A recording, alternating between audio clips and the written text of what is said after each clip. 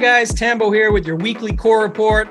With the first week of NBA in the books, our RunPureSports hot streak continues. RPS has been on a roll, and NBA kicked off with some big winners. Big T hit 58,000 across both sites on opening night. New member Jeff Nugent hit for 10K. Shawnee hit for 22K. And on night 2, Eden Cohen shipped for a monster $250,000, taking down the main $888 tournament on DraftKings. On Wednesday, Locks hit for $72,000 on DraftKings, and on that same night, I hit my biggest NBA win yet, shipping for over $100,000 on FanDuel by simply using the premium content produced by our RunPureSports team. Glock's heat map provided me with the info I needed to build my lineup and help me ship. And it wasn't just NBA producing big winners. Big T pushed Guz the Bus Edwards hard on the Sunday Morning Wood Show. I know we're saving money at running back this week, but are you spinning up for Derrick Henry? Yeah, I mean, I can't play Derrick Henry when I'm playing Gus the Bus. I mean, that's tough. How does every game finds its way back to Gus? Gus went off, scoring 2 touchdowns at only 2% ownership. Make sure you're subscribed to our YouTube channel to get great calls like this for free on a daily basis. Guz was also featured in Big T's player pool, along with Bengal stacks.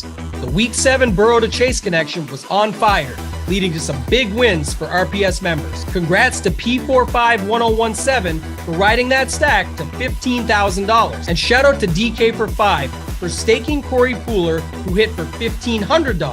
DK for himself hit for $4K on the afternoon slate.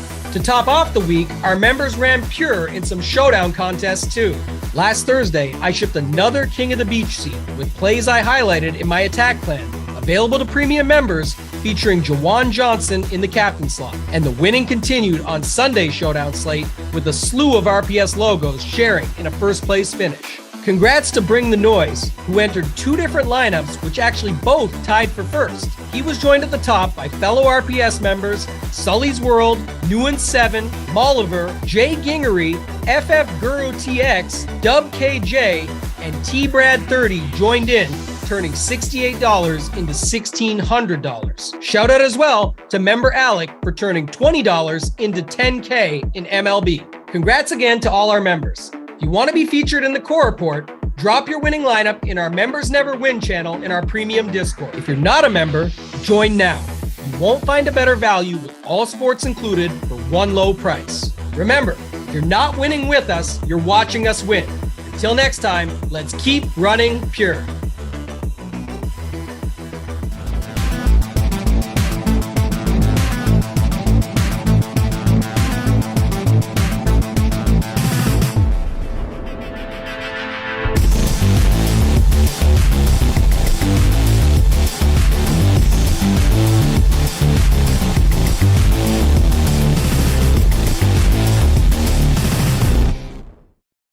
What's up, everyone? Tyler Tamboline here, aka Toe Tag and Tambo, back for the Week 8 edition of the Sunday Off the Chalk Show, bright and early here, 8:45 a.m. Eastern. Appreciate you all coming out with us.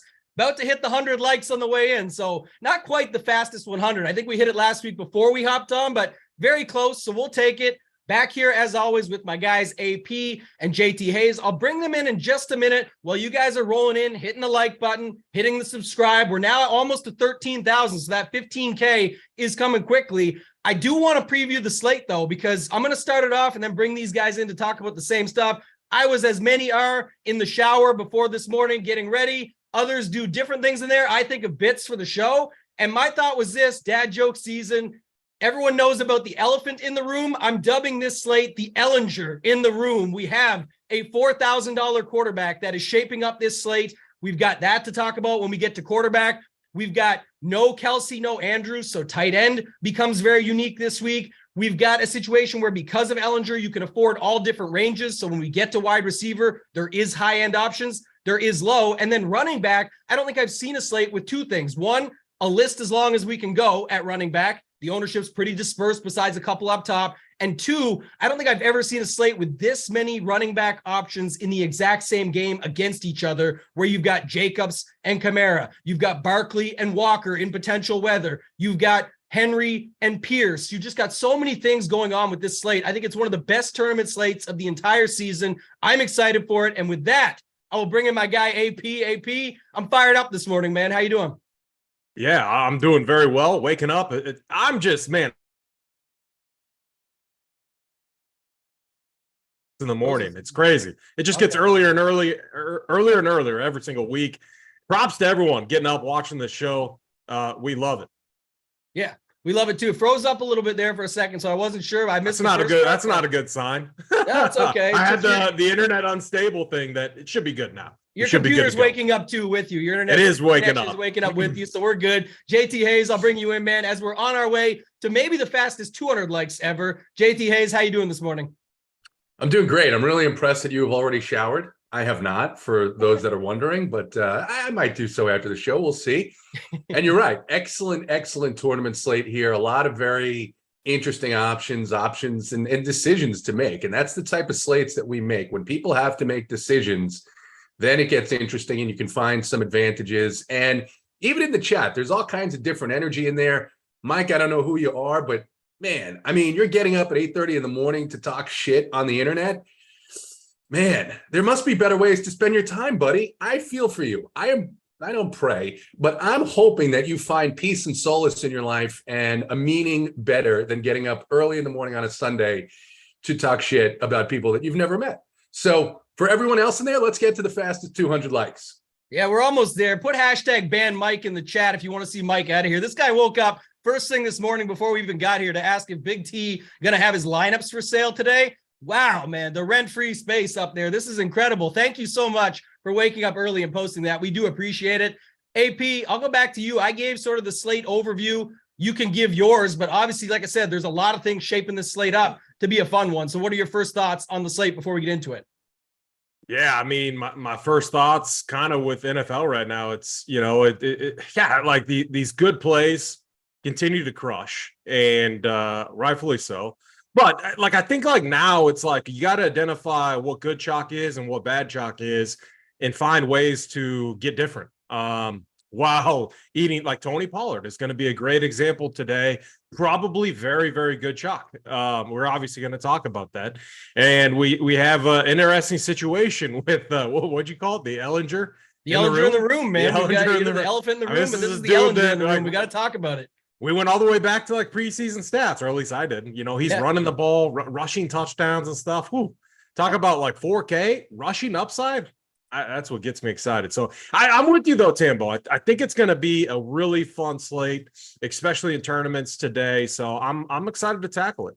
Yeah, and the other thing too, I went back as well. I did see one video clip where Ellinger threw a pass to Kyle Granson. So that means you got to pair him up with Granson. He threw it to him in preseason once. So I think that's the stack today. JT Hayes, bring you in, man. Just first thoughts, overview on the slate. What do you got?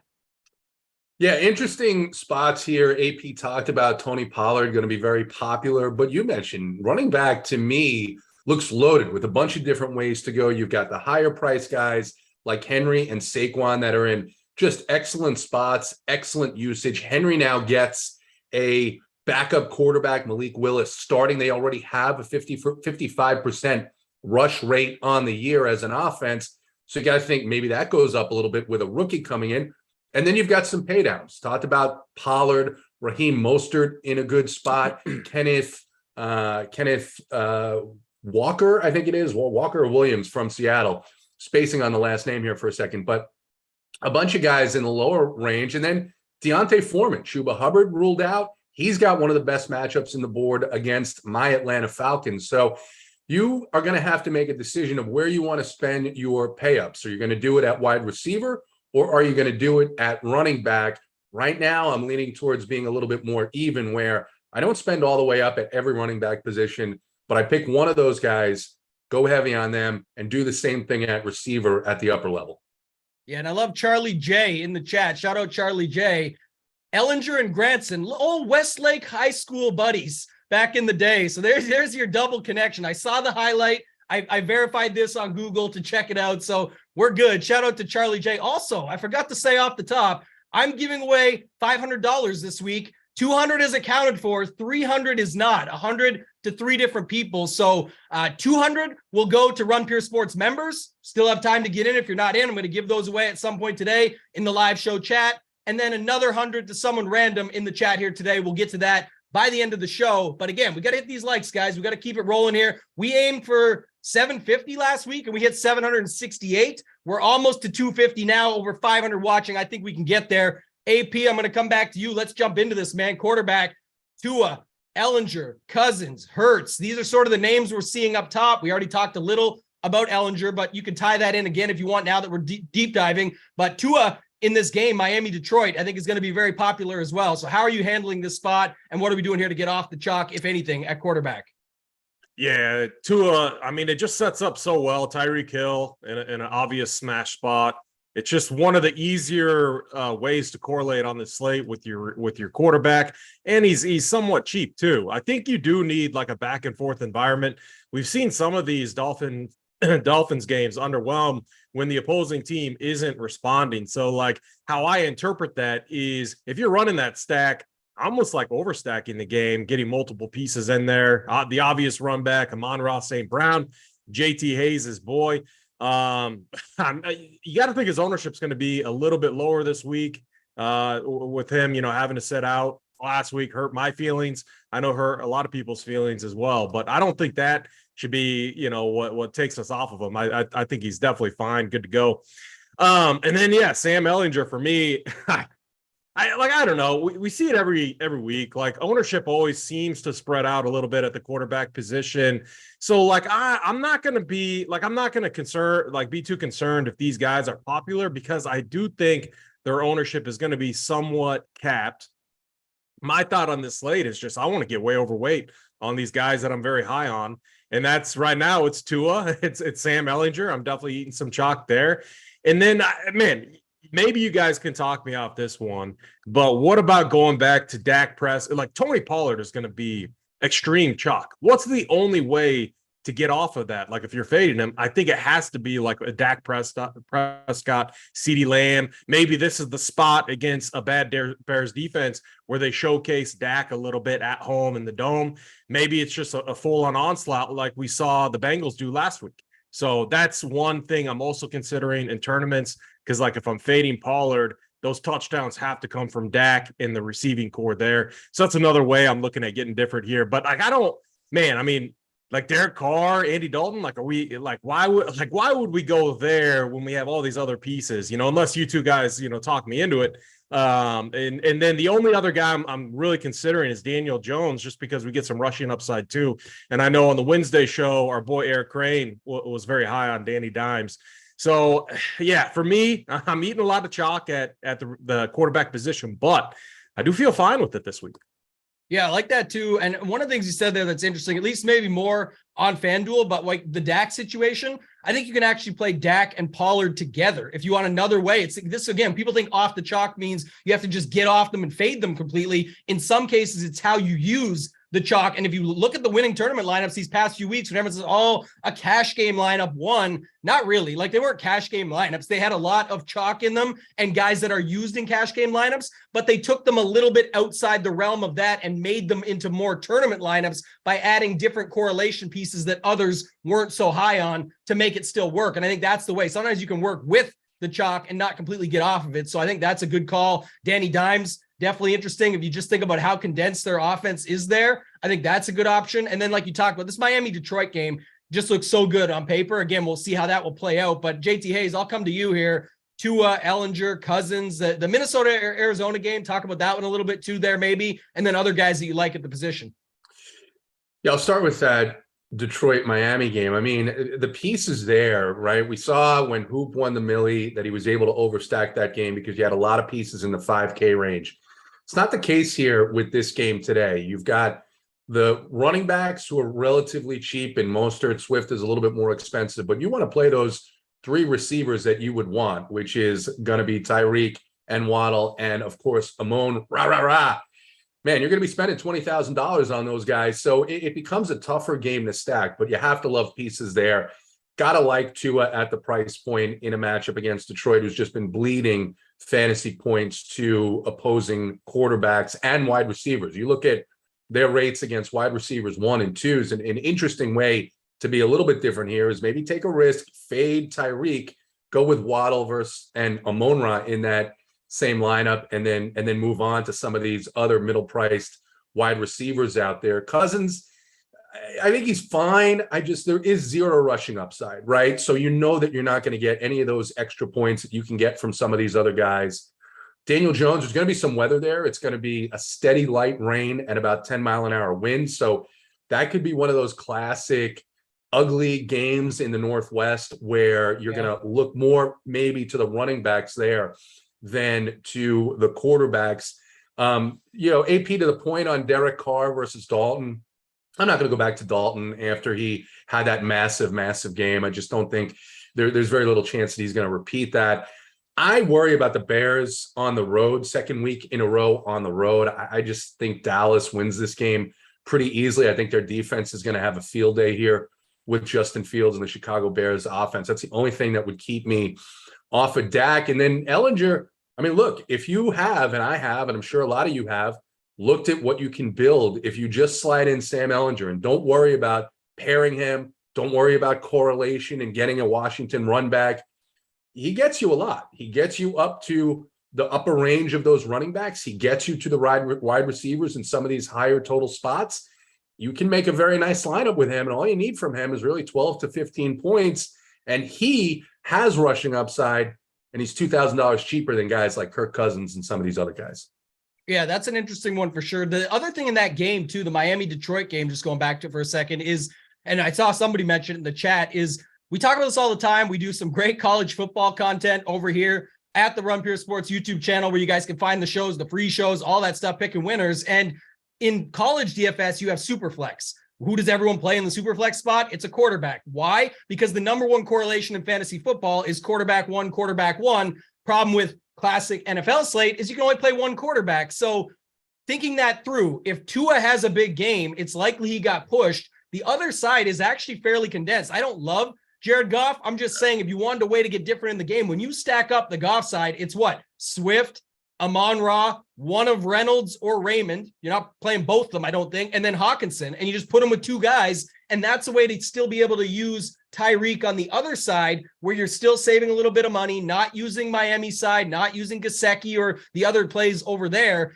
You can do it a bunch of different ways. It could be Mostert and the three guys on this side. It could be Hill and the three guys. You can do a 5-man stack. I'm just saying there is ways that you can get a little bit different even within this game. Pieces like Hawkinson, pieces like Raymond, Reynolds, Swift, those guys. I think that's what makes his stack different. Sherfield is very low price on the other side. If you want to get a little bit different, and people say, why would you go there? Well, people said last week, why would you play Tyler Boyd? And then he absolutely crushed when everyone was on Higgins, and Chase and Boyd were what was needed. So little things like that to think about. AP, I'm going to stay here for another minute or two just because it's a big deal today. The other thought is, what about Malik Willis, this guy coming in for Tennessee? He is, I just got to check his price here. I forget it. I think he's 5,200, but I just want to see here while we're live. 5,000 for Tennessee. Some are saying that you could go there. He's got some clips out there. You can see the rushing upside that he has. That would be my question, and we'll talk more at running back when we get there. But some are saying he could be the guy to steal it away and crush Ellinger.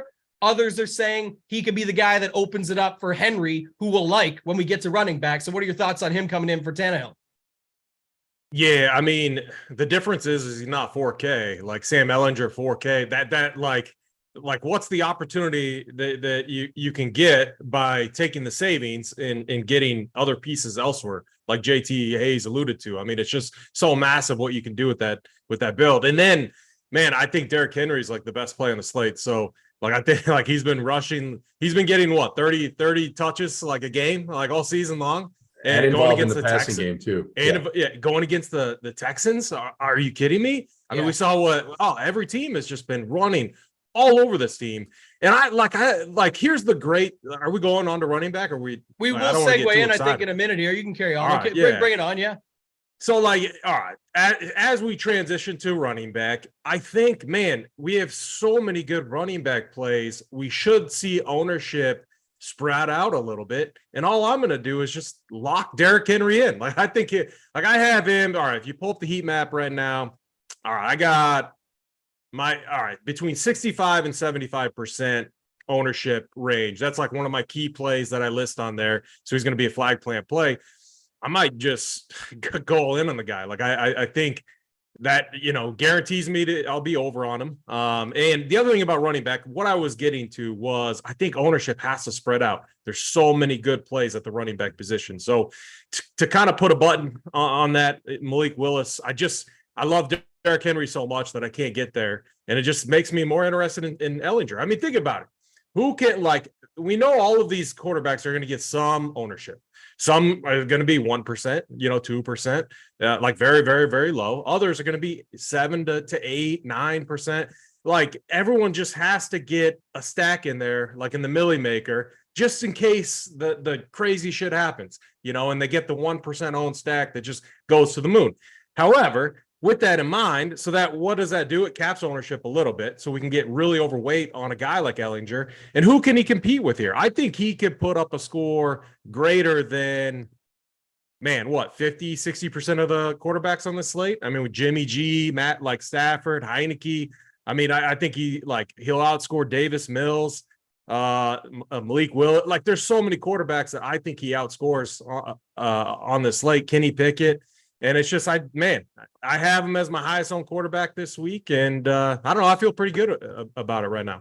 Yeah, the only reason I brought it up, and we'll go to running back in a sec, I'll let JT Hayes chime in on it, is because the thought process, at least what I'm hearing, is the $1,000 in the difference. When we get to running back in a second, there's going to be 15 guys we can talk about. And if it's Ehlinger and the guy that's $1,000 more for Willis and the guy that's $1,000 less that does slide into the same situation and could beat that other running back, you could still end up coming out ahead. And it's a way to get a little bit unique where if people are playing Ehlinger, Derrick Henry, you could go to Willis and one guy less who's at 7,400 there. I know Derrick Henry's 8,400. You've got a few options in that range. It would be like Josh Jacobs at 7,500 and use the $100 at defense. That's the example. So did you have something else, AP, or you want me to go to JT Hayes?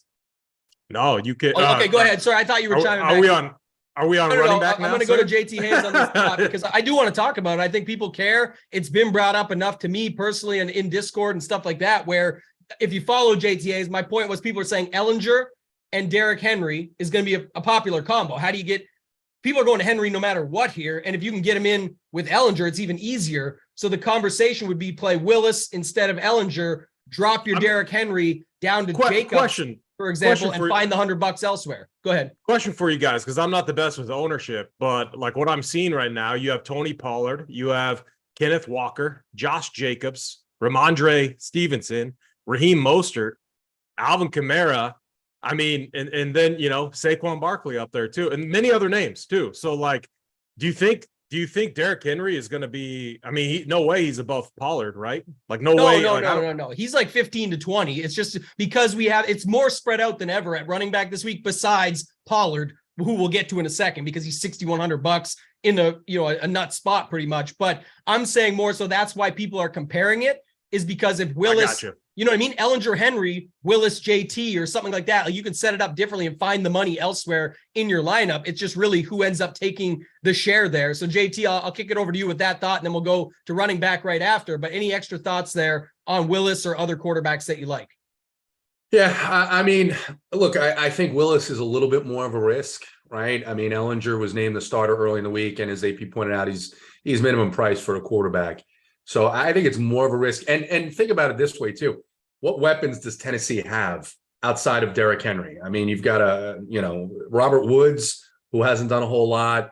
Their receiving core is not elite. The tight ends are not elite. So now the spot against Houston, fantastic spot. It is an in-division game, which usually, these teams know each other a little bit well, but a little bit better, I should say. But I think you could. The one guy who doesn't seem to be getting really all that much interest relative to these other big name running backs is JT, Jonathan Taylor, the other JT. And he's got a matchup against the Commanders here, which is a very, very good matchup. Saw Aaron Jones, I think, scored 2 touchdowns on these guys last week. And he's got the same benefit that Derrick Henry has, is he's got a backup quarterback. So you would think, if they're smart, which you can debate that about the Indy coaching staff, that maybe Jonathan Taylor will be relied on a little bit more heavily to get Ehlinger's feet under him. So I think Taylor is interesting for me as a pivot off of a Saquon or, Kamara or Josh Jacobs at just a few dollars more. Yeah, I'll round it out, and then I'm coming right back to you, JT, for running back, since AP already talked a little bit about where he's going. I got one other question for you, Tambo. Yeah, too. But as we continue this long conversation about quarterback this week, that's okay. But I think this running is back will be the longest. Go ahead. Yeah, I think this is important. Don't you guys let me know if you agree with this? Like, don't you think it comes down to contest selection? Like, if you're in a 200-man single entry, okay, Ellinger, I think, could be extreme chalk because of what it gets you. That's where I would consider going to maybe like a Jalen Hurts or something.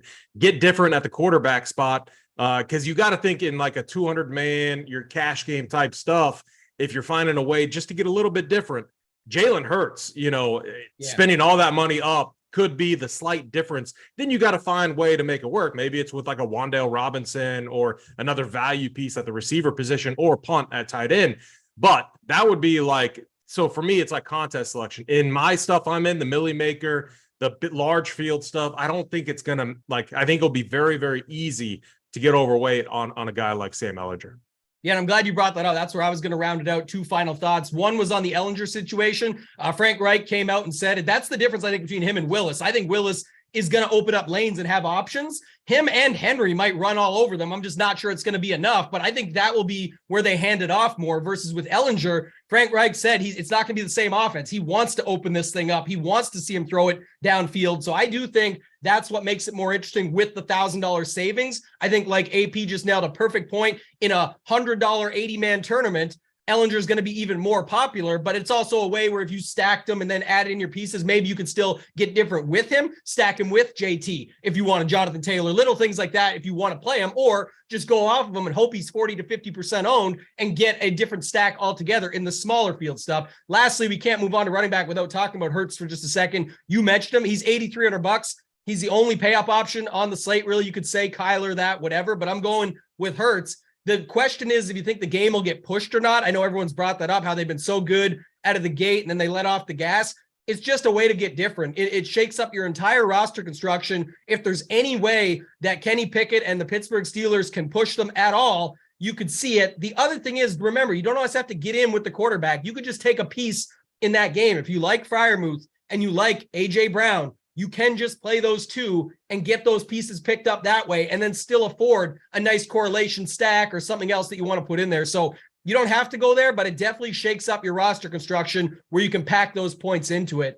JT Hayes, I'll come back to you, man. If nothing else on quarterback, we can move on to running back. Guys, almost 1,000 watching, only 350 likes. We've got giveaways on this show. We got giveaways on the next show. Spoiler alert, I believe. I won't tell about it all, but the next show, people keep asking when Big T. It's on the Morning Wood every single week. Crain, Big T, Hoop are up next. The schedule does not change.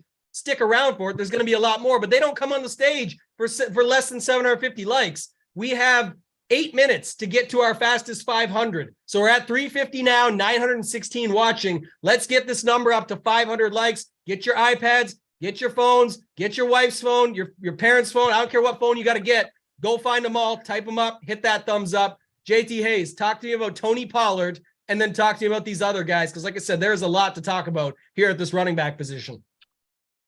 Yeah, Pollard getting the full workload. This is what a lot of people have wanted to see for a long time. The Bears are allowing 26 fantasy points average per game to opposing running backs. And Pollard's going to get all of those points, all those running back points. Don't know that he's going to get 26, but he's going to get that big usage. They are home favorites.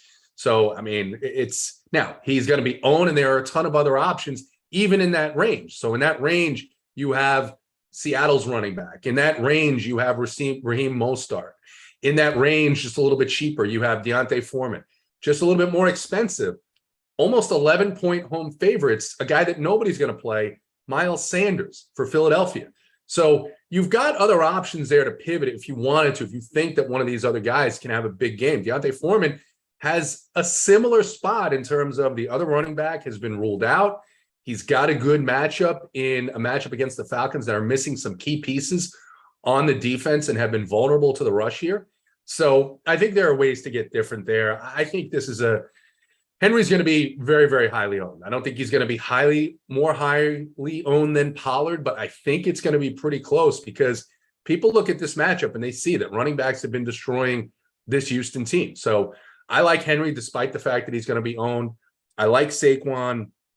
And I mean, I like Deontay Foreman. So those are guys that I'm going to be a little bit heavier on.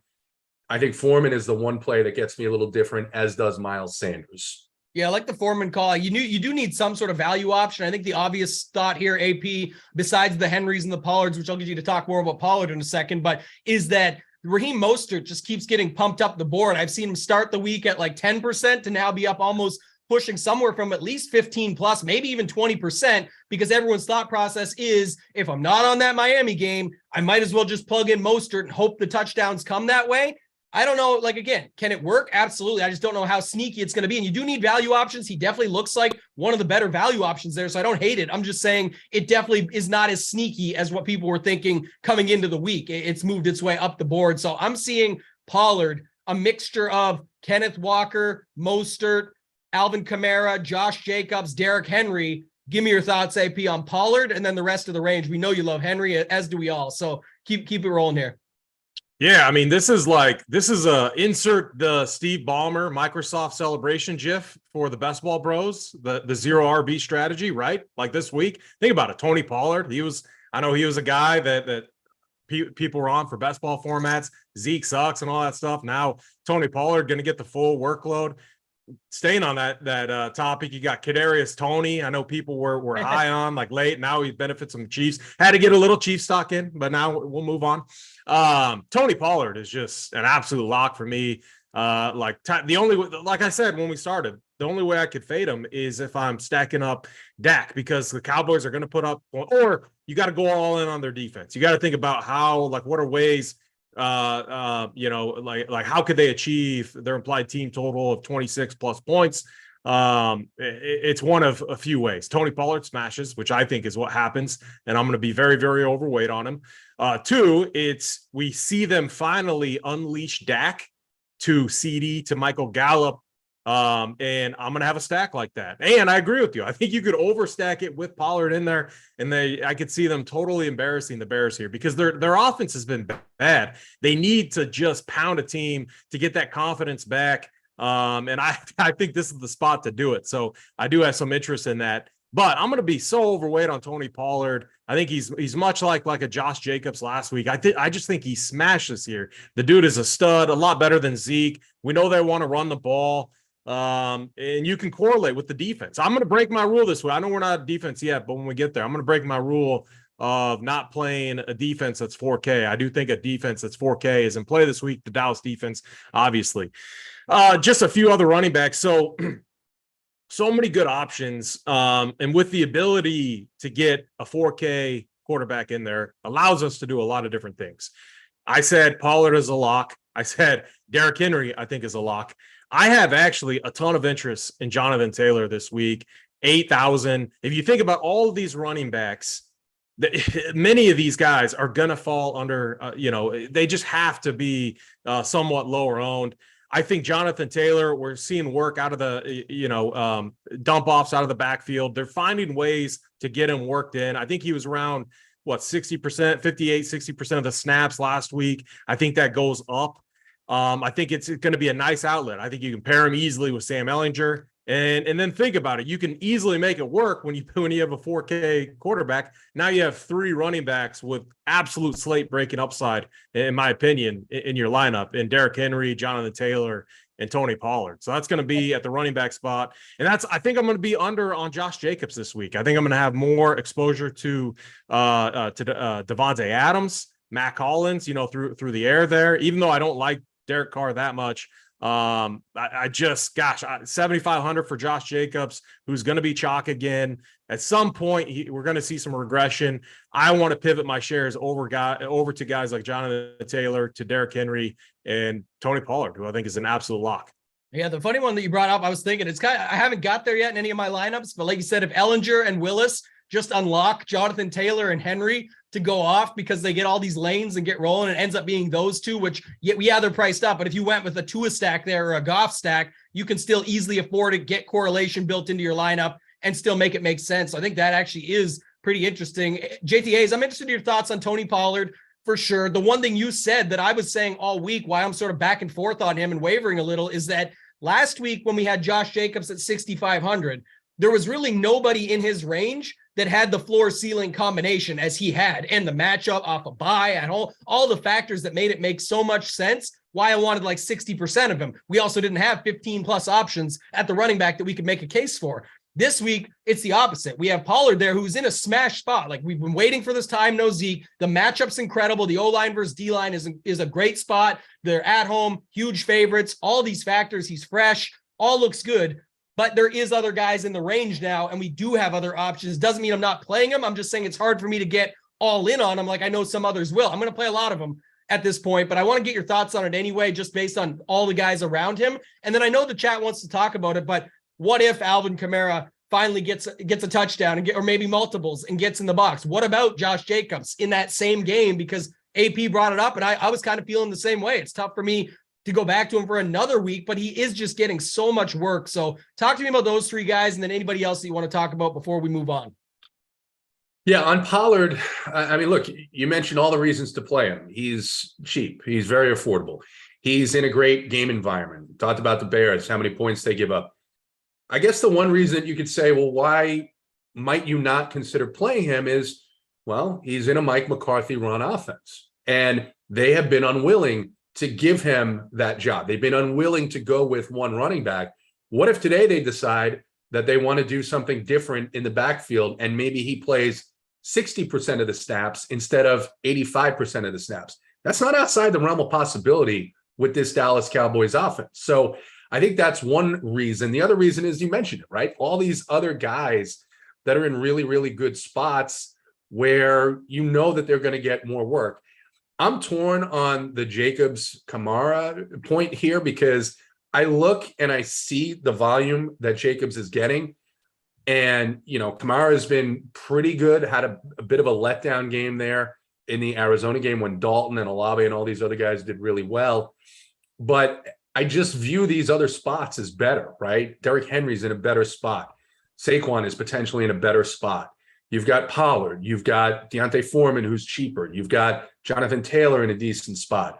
Mostert, I don't know if I'm going to play all that much, just because a popular Mostert, it's been better when he's been kind of under the radar.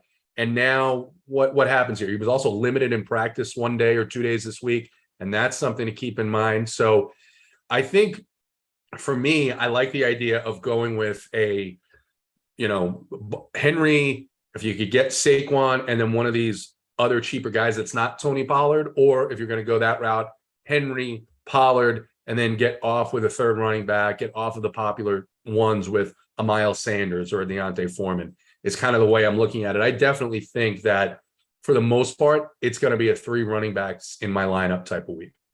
Yeah, I think that's definitely a thing that you brought up there is important. There's a 3 running back week, looks like it's ahead. People are talking about the Eno pivot. The only thing I like about Eno is that he went off last week against the Saints, which is now the matchup that Jacobs has. That's sort of the reason I would consider Jacobs, because he's been getting all that volume. If Eno could do it last week, I think we could see it again. But I like Pollard. I like Foreman as the cheap option, who you brought up. I think, again, just get there on pure volume. He was good when he was in Houston. He can catch balls too. If he gets 15 plus carries on the ground, I think he's going to at least be close for that price tag. And if you need options where you're paying up at quarterback and not playing Ellinger and whatnot, you can go there.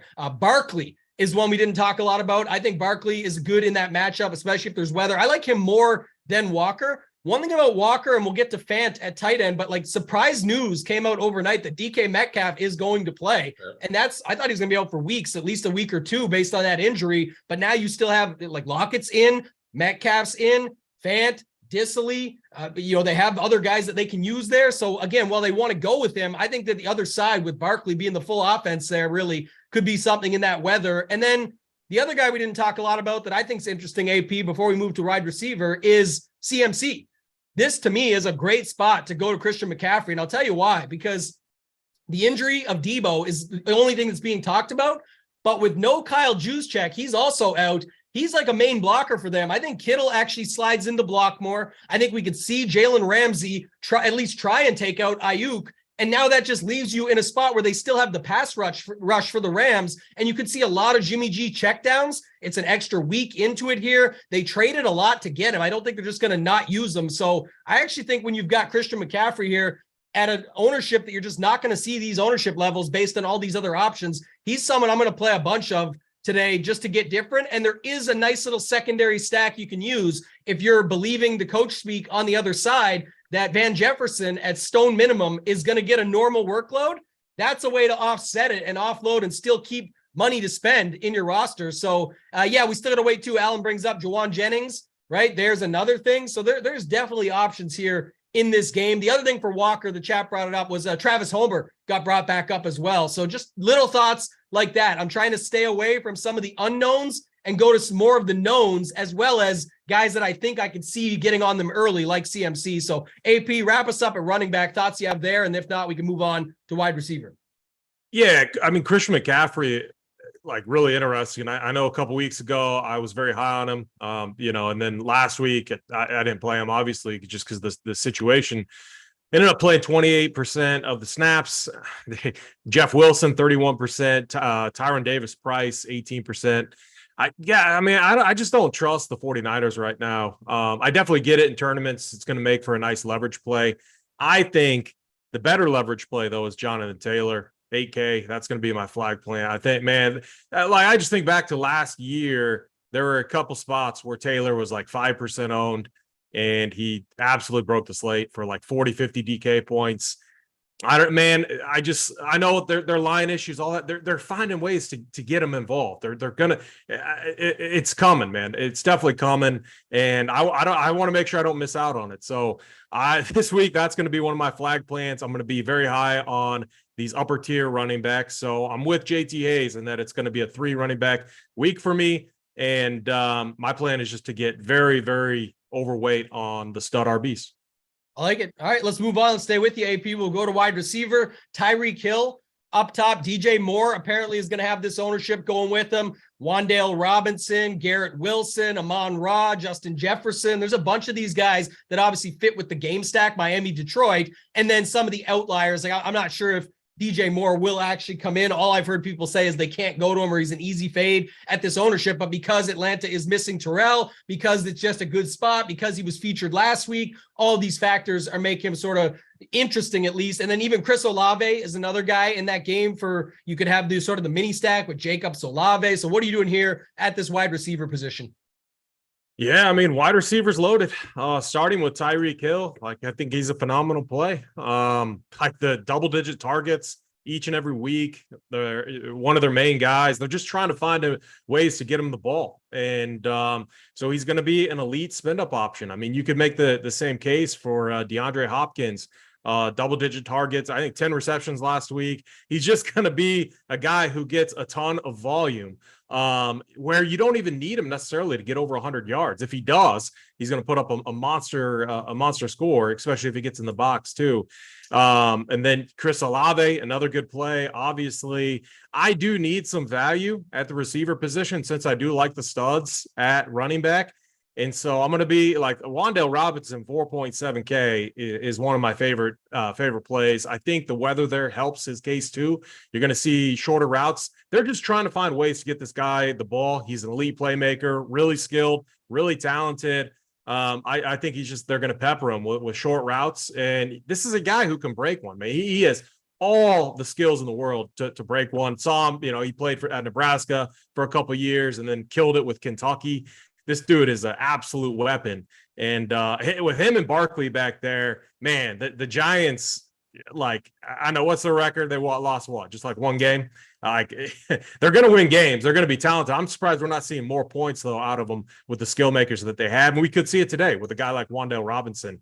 The guy I'm also looking at, you guys might make fun of me, but since I do like to correlate, since I do like to stack, Darnell Mooney, 4.8K, obviously Justin Fields' favorite target, go-to guy, a guy with upside.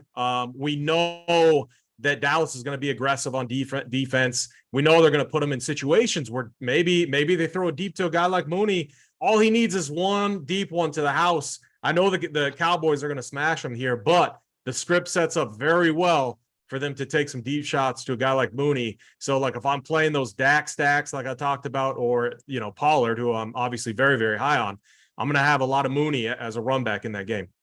Yeah, no problem with that. And I think I wanted to mention it earlier, but also you don't have to run that game back. So if you don't want to, don't. But if you do, AP just gave you a great option there in that game. It's the guy that you would think that Fields would continue to attach himself to and keep rolling with them and just pick up that chunk yardage when they're down the stretch. Even a mini stack, if you have Pollard and you wanted a guy on the opposite side, you could do that as well. JT Hayes, I'll move it over to you, man. Tyreek, I will say this, like one of the situational things here, like look for leverage and pivots. Leverage off of Hill, even though he's still owned, Waddle's like half the ownership of him. We saw last week with Higgins, you could have went to Boyd or you could have went to Chase instead of Higgins. It could be the same thing here where instead of Tyreek Hill and somebody else, you play Waddle and Gesicki or something along those lines. DJ Moore, I actually love Curtis Samuel this week. He's the exact same price. He's in though. If you wanted to stack Ellinger and run it back and be different with your Ellinger lineups, I think he's fine. So little things like that I'm looking for, leverage and pivot spots. But Justin Jefferson, another guy, you could play Adam Thielen. He's priced up to where that mid-range is. Everyone's going high or low. Maybe it's mid-tier week, but go ahead, JTAs. Give us your thoughts here at the wide receiver position as we're about to hit 500 likes. Yeah, there's a lot here in the mid-tier. You talked about two guys that I was going to bring up right off the bat in the first and the third highest implied totals. Jalen Waddle only going to be right now, it looks like 13% owned. I still like Hill. I like Hill. I think this is a spot where you look at the slate at the end of the day and Hill's got like 40 points. So I want to get Hill in there. He's a primary guy for me, but I like Waddle as well. I like Adam Thielen. He's looking like he's only going to be 4% owned at 6.2K. I do like DJ Moore. AJ Terrell is out. AJ Terrell was a big reason last week why I was going with the other receivers on Cincinnati and not Jamar Chase. And so as soon as AJ Terrell left that game, I knew my day was over because he was the only thing keeping opposing offenses from just putting up a ton of points through the air. So I think that this is a spot where DJ Moore is the primary weapon on this Carolina team. All the other receivers are gone. They've either been traded, fired, what have you. And I just think it sets up, I'm going to eat that chalk probably in a lot of my lineups there. So I like him. I like Hopkins, DeAndre Hopkins here, back now. The connection with Kyler looked strong last week. Good matchup, good scoring environment, and he's my preferred piece on the Arizona team. Brandon Cooks, right? Brandon Cooks is interesting here in this matchup because of how bad the Titans have been against opposing wide receivers. Nico Collins has been ruled out. So Cooks is the guy that I like here. And then that's kind of, I'm going to have a condensed, maybe some Terry McLaurin with Taylor Heineke back in the mix now. It's crazy. He just kind of locks in on him. Guys in chat are bringing up these secondary receivers for Indianapolis. And I think they're okay plays. It's hard to predict what the Colts are going to do. They have been, it's interesting when you hear that Frank Reich says, hey, the offense is going to be different. Well, what exactly is going to be different? They were already a 60% passing team. So you got to think that they're not going to throw it 60% of the time here this week, which is why I think we have some interest in Jonathan Taylor. Yes, sir. Yeah. I like that call actually too. Like you said, they still throw it. They were still throwing it a bunch. It's just like he says, open it up. Maybe when he says that, it's code for open things up for the run game, get JT back involved. So we'll have to see. I mean, I think that is interesting. One thing I will say, I have no problem this week playing a bunch of loser wide receivers. And what I mean by that is like, if you're playing Curtis Samuel and you've got your best, not Curtis Samuel, your best DJ Moore lineup. I talked about the Curtis Samuel pivot. That's why I brought that up. But if you're playing DJ Moore, take your best DJ Moore lineup, X him out, put Terrace Marshall Jr. in there and use that money somewhere else. To me, same spot. I don't care. They're not the same dude, but could they be for one game? They're both in the same offense. They're both going to be there. It's PJY. It's whoever he finds that's open. So the secondary is still beat up regardless. So he could find that. If you're playing Brandon Cooks, who we don't even know what they're doing with him. This guy practiced fully on Friday. They've activated him for today. He's going to be playing. Are they featuring him for a trade because the trade deadline is on Tuesday, or are they going to hold him back because of that? And you've got Chris Moore and Dorsett you could play. If you're not playing Tyreek Hill, could you play Trent Sherfield? He's not even close to the same, but you're building up somewhere else in your lineup. If your lineup is Tyreek Hill and some cheap running back, then you could go to this and switch it up. Again, in the stacks, I'm doing this. So if I'm on a Tua stack that I don't want to have Tyreek in, that's where I would be more comfortable with it. Talked about Van Jefferson, using him in the secondary stack with a guy like CMC.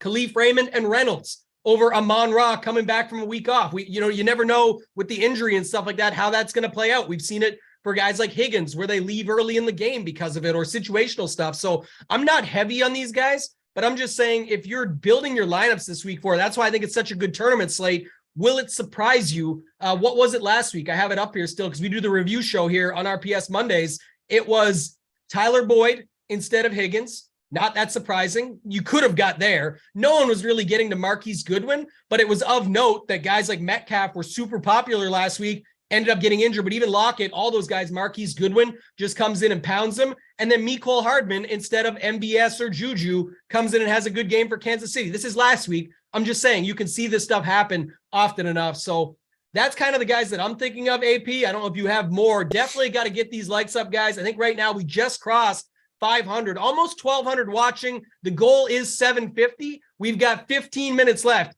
to hit 750. So if you haven't done so yet, pause, take a stop, breather for just 1 second, hit the thumbs up. Takes 2 seconds to click it, hit the subscribe, set us up there proper for these Sundays. And we've got the morning wood coming up next. There's going to be a lot of great giveaways. So I'm just saying, AP, there is some dart throws at wide receiver you can go to. Do you have any other that you want to bring up? Any others, sorry. And if not, we can move on to tight end. Yeah, like I think it's a good flop lag spot for a guy like CeeDee Lamb. He was like pushing 30% ownership last week in some contests, and he's going to be what, like 6 to 8% this week. Like, no, I don't see a lot of people talking about him at all, since the focus is Tony Pollard. But just think about it: one of the highest implied team totals on the slate. They still want to showcase Dak. You'd think. Seems like a really nice spot for CeeDee Lamb to just troll everyone with a really big game. And we know what type of upside he has too. So I would not surprise me if he came like, how would Pollard fail? It would be like a CeeDee Lamb 2-touchdown game. Maybe Michael Gallup gets a touchdown. I was just going to say, Michael Gallup came off a 0 last week, but everybody loved him. That's another one too. I really like the idea of in my non-Ellinger builds, going to a guy like Dak Prescott and doubling it up. CeeDee Lamb, Gallup, running it back with Mooney. Maybe you just get the nut script there. And that's like how on a week like this, where the builds are going to be somewhat obvious, maybe not like the final build obvious, but the path is obvious. Spend down a quarterback, spend up at running back, get another high price receiver in there, depending on which one you want to go to. That build structure is going to be fairly obvious, whereas an onslaught stack like the Cowboys and Dak Prescott could just pass everyone by in the right game script. So I do have a ton of interest in CeeDee Lamb in tournaments. Yeah, I like that. And I'm with you on the dust balls too. Like, I think a random dude, like even like think about other good game environments like the Raiders. If it's not Josh Jacobs, Matt Collins, they have him running deep routes.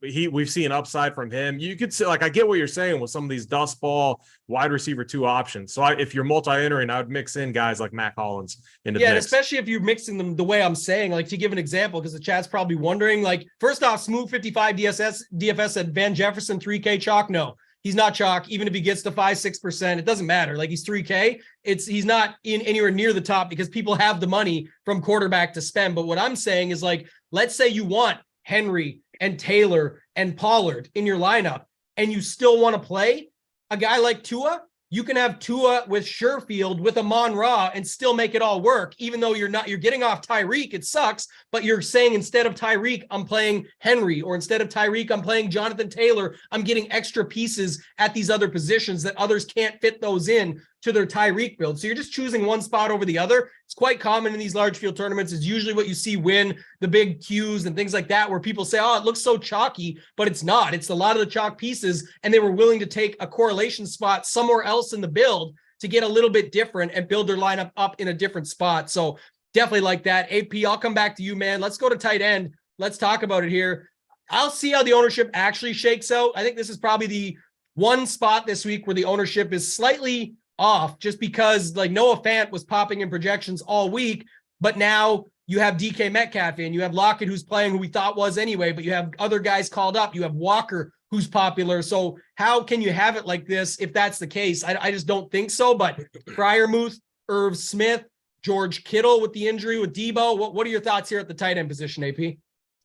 In my first builds, I've kind of been playing around with either using the optimizer. We like to use SaberSim, our partner, or ham building. I find myself like tight end is like the last piece that goes in. So obviously what I take from that is my least confident spot on this slate. which makes it interesting. I mean, we don't have those reliable guys that we can go to, like in previous slates, like we have, like the Kelseys, the Andrews, like you said. George Kittle, though, man, like, is this target share that we're seeing? Like, is this a real thing? If so, I'm going to have interest. I know Kittle, 5.7K, the highest price tight end on the slate. What do we think his ownership's going to be? I think it's somewhat capped just because he's been unreliable, but he's another guy with slate breaking upside and that you can easily fit into your lineups with the Sam Ellinger build. So I am going to have some like lineups where I'm just fully all in on these guys that have slate breaking upside. Maybe they all go off, who knows? It'll be a good week for me. But the other thing too is like Tyler Higbee, like he's always a guy that gets like steamed up a little bit and just, I don't know, rarely gets it done for me. So like, I'm never too excited about playing him. You got big Irv Smith Jr. He's been a guy that's been like a hero for RPS many times in the past, mainly on showdown slates, but 3.5K, good game environment there. A way to get a piece of that game, if you're not as high on like Jefferson or Thielen. I don't know, like tight end is the one spot this week. Dallas Goedert, another fine option. I wish I had a stronger feeling on it, but right now I don't. I'm going to need you guys to talk me into something. Yeah, you didn't even talk about your guy, Kyle Pitts, at $4,000. I'm banned from talking about it's him. a perfect look at JTA smile stack him, though. You got Foreman and or Moore, DJ Moore, or whoever. You can get that little secondary stack going, but JTA Pitts. I mean, what are they doing? Like, what is it? JTAs, what is your team doing, man? Well, they have 3 running backs. They have Algier, they have Caleb Huntley, and they have Marcus Mariota. Yeah, that's what they expect Mariota to do with the ball. It's run the ball. I mean, we didn't talk about Mariota at quarterback at 5'4", but he could rush for 100 yards today. Who knows? I mean, I'm probably not going to play him, but that's the reason why I don't think any of these Falcons receivers are playable. Yeah, he's 4K, and I get that. And he's now kind of in line, though, with the Irv Smiths and the Mike Gesicki's, who I like on this slate just due to their spots, because if they get 60 yards, 3 catches, and they get in the box, then they make your lineup work. So could you play Kyle Pitts? I probably won't, but 4K is a price point where I think it incorporates that variance that we've seen, which is he's just not one of these guys like a Kelsey or certainly a Mark Andrews or even a George Kittle. You mentioned Higbee, and with Van Jefferson back, I wonder if some of those targets are going to be siphoned away. You know that they're going to go to Cooper Kupp. You know that he's going to get his 12 to 15 targets. So I think that takes a little bit away from Higbee. It's tough in terms of looking at some of these other mid-range tight ends like Zach Ertz or Dallas Goedert, just because there are so many weapons there, and it's hard to see a path to them really having a true ceiling on this slate. Irv Smith, this is a great spot for opposing tight ends. We saw Juwan Johnson get into the box twice last week against Arizona. They just don't defend the position with the way that their pass rush goes. There's a lot of open field in the middle. I actually like, if you're going to pair Cousins, do something a little bit different. Don't play Justin Jefferson. Play Thielen and play Irv Smith, or if you want to throw KJ Osborne in there, I think that's interesting. Then you can load up at running back. So I'll be going a little bit cheaper today at the tight end position. Gesicki is interesting also. Had a big game a couple of weeks ago. This is another great spot against the Detroit Lions. And then on the other side of that game, TJ Hawkinson is probably the guy at that upper to mid range that I would take a chance on, because this game projects as if perhaps you're going to see a shootout. You have seen some of these Dolphins games shoot out on the road because of their poor defense. Yeah, two things, JT Hayes. I'll stick with you just for a sec. 2 things are hurtful. One, the likes, so you can talk to the people about that. We got to get to 750, almost 1,300 watching. We got defense to go and our plays of the day, plus $100 giveaway from me here, and I'll give the other 200 away in the live show chat on Discord. But the other thing that's hurtful is we didn't talk about Marcus Mariota, to your point, on his damn birthday. Yeah. It's Marcus Mariota's birthday today, guys, October 30th. So I would expect, a little bit of love for Marcus Mariota. But go ahead, JT Hayes. Talk to these people about these likes, first of all, because this is hurtful. Yeah, I mean, 582. Listen, I say this every week, right? AP, Tambo, we all what? We got out of bed early this morning. I was here grinding. I didn't have a great go out and have a lot of fun Saturday night. I did have fun with friends, but I'm here looking at the plays, looking at what I think you guys will do or should do to make you money. And then we get up early to come out to be completely fucking disrespected. This isn't even a 50% margin. Tambo's giving away money. They're going to be giving away, I think they're going to be giving away like 10 tickets on the next show. The next show doesn't start until we get to 800 likes, people. So you're going to be sitting there staring at the YouTube screen for a good half hour. If you don't start to get this into gear, what a wild season, right? Geno Smith has been the NFC Offensive Player of the Week. Marcus Mariota has been the NFC Offensive Player of the Week. This is a division game. It's two teams that are going to play slow, though. You're going to see a ton of running plays in this Carolina and Falcons game. And to be honest with you, Tambo, I sold my tickets. I have tickets in the end zone. I have season tickets. I said to my wife last week, I said, hey, we got Falcons tickets. And she goes, who are they playing? I said, the Panthers. She's like, I can't watch that nonsense. I said, yeah, you're right. So I go on StubHub real quick, had to lower the price a little bit. But we offloaded those. I don't think it's going to be a great game to watch. So not interested in any of the pieces other than the running. I will say too, it's only his 29th birthday on the 30th. So it's not his champagne birthday. That's next year. So maybe not popping any bottles today. Go ahead, AP. I was just going to say the selling the tickets thing, like the Nebraska, I used to be able to sell like our Husker tickets for a lot of money. It's like, I made $200-$300 for some of these games. Not anymore. You gotta lower the price. It's all about the opponent. Almost give them away. It's all about the opponent. When the Niners were here, I made money on those tickets. What I did yesterday, I looked in my section. What are tickets selling for? I undercut everybody, and I sold them in 15 minutes. I was like, all right, they're gone. So, hey, Tambo, a better narrative than the birthday one, I think, is you got to talk about Ellinger to Kylan narrative. Yeah, I brought it up earlier. People are just joining us. I know, but I just Googled it. When you Google those two guys, you get all these highlights, high school highlights from 2015, 2016, Westlake High School.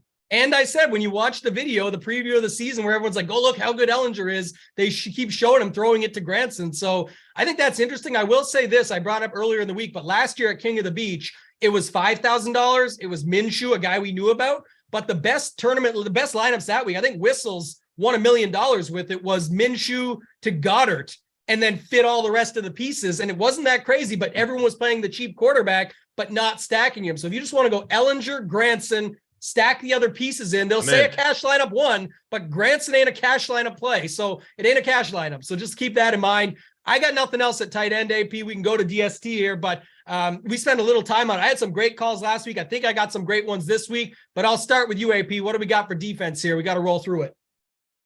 Yeah, I mean, I keep looking at the Cowboys 4K, kind of breaks one of my rules, just spinning way up for a defense. But this defense is averaging they're putting up double-digit points every single week.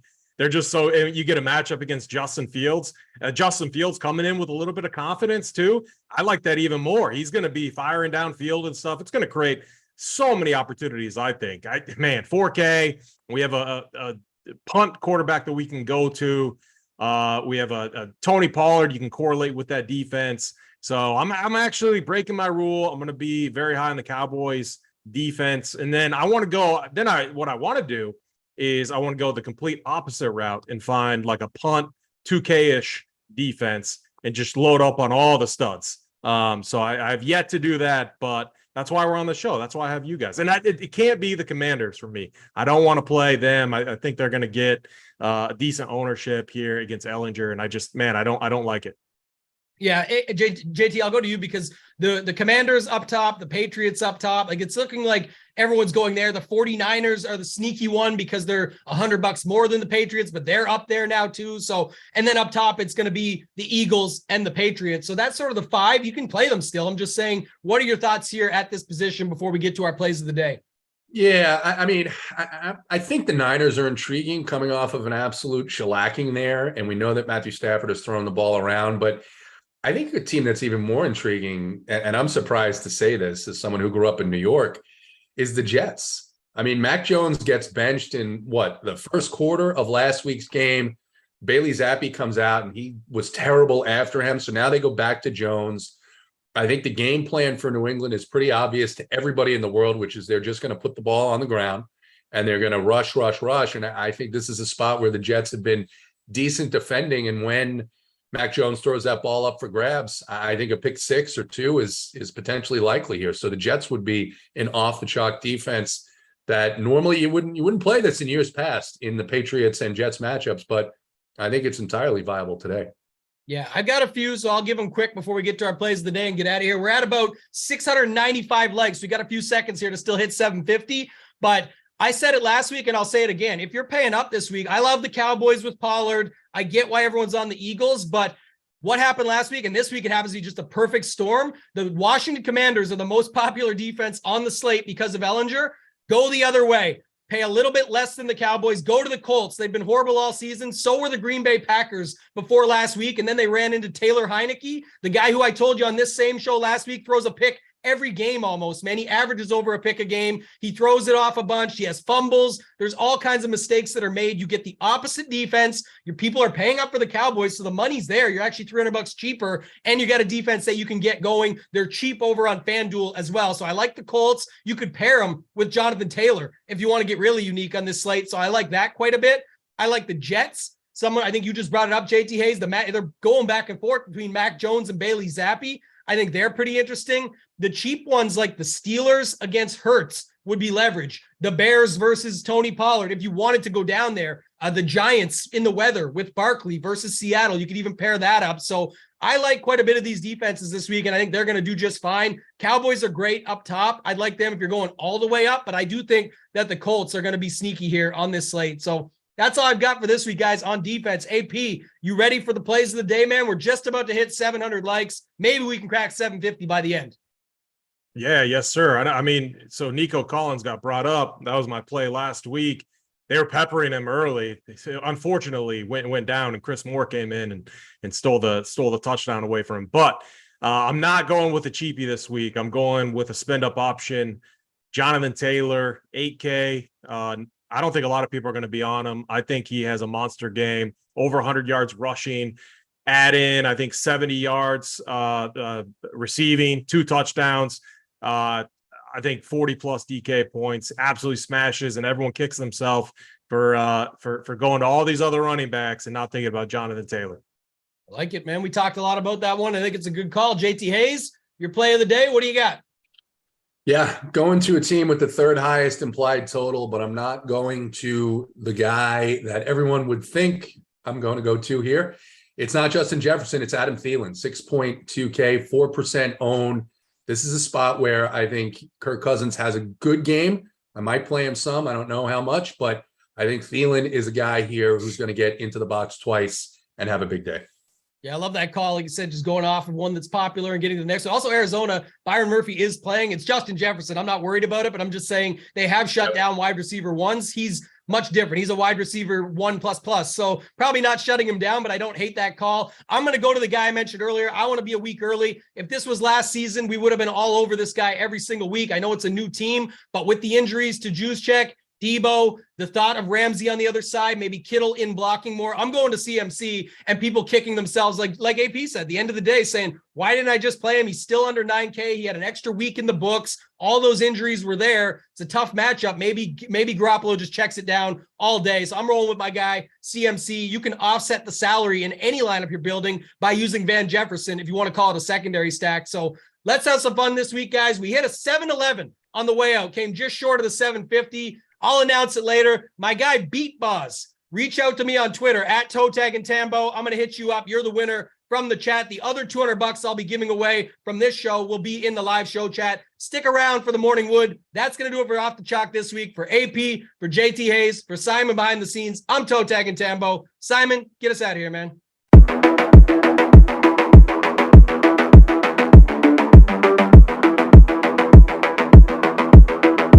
What's up, guys? Tambo here with your weekly core report.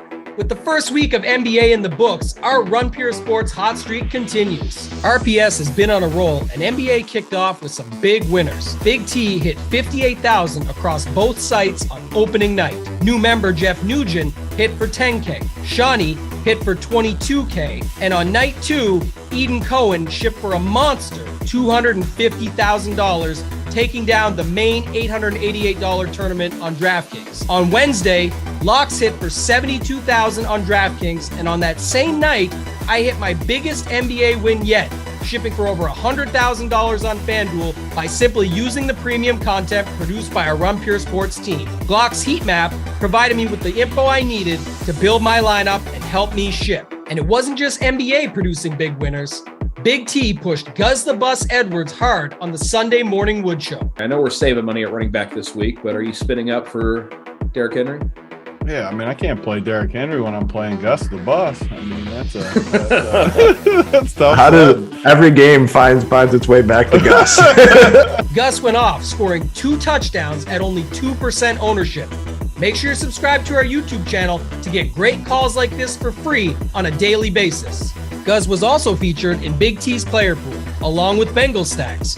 The Week 7 Burrow to Chase connection was on fire, leading to some big wins for RPS members. Congrats to P451017 for riding that stack to $15,000. And shout out to DK for 5 for staking Corey Pooler, who hit for $1,500. DK for himself hit for $4K on the afternoon slate.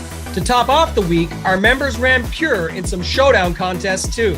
Last Thursday, I shipped another King of the Beach seat with plays I highlighted in my attack plan, available to premium members, featuring Jawan Johnson in the captain slot. And the winning continued on Sunday's showdown slate with a slew of RPS logos sharing in a first place finish. Congrats to Bring the Noise, who entered 2 different lineups, which actually both tied for first. He was joined at the top by fellow RPS members Sully's World, Nuance 7, Molliver, Jay Gingery, FF Guru TX, Dub KJ, and T Brad 30 joined in, turning $68 into $1,600. Shout out as well to member Alec for turning $20 into $10K in MLB. Congrats again to all our members. If you want to be featured in the core report, drop your winning lineup in our Members Never Win channel in our premium Discord. If you're not a member, join now. You won't find a better value with all sports included for one low price. Remember, if you're not winning with us, you're watching us win. Until next time, let's keep running pure.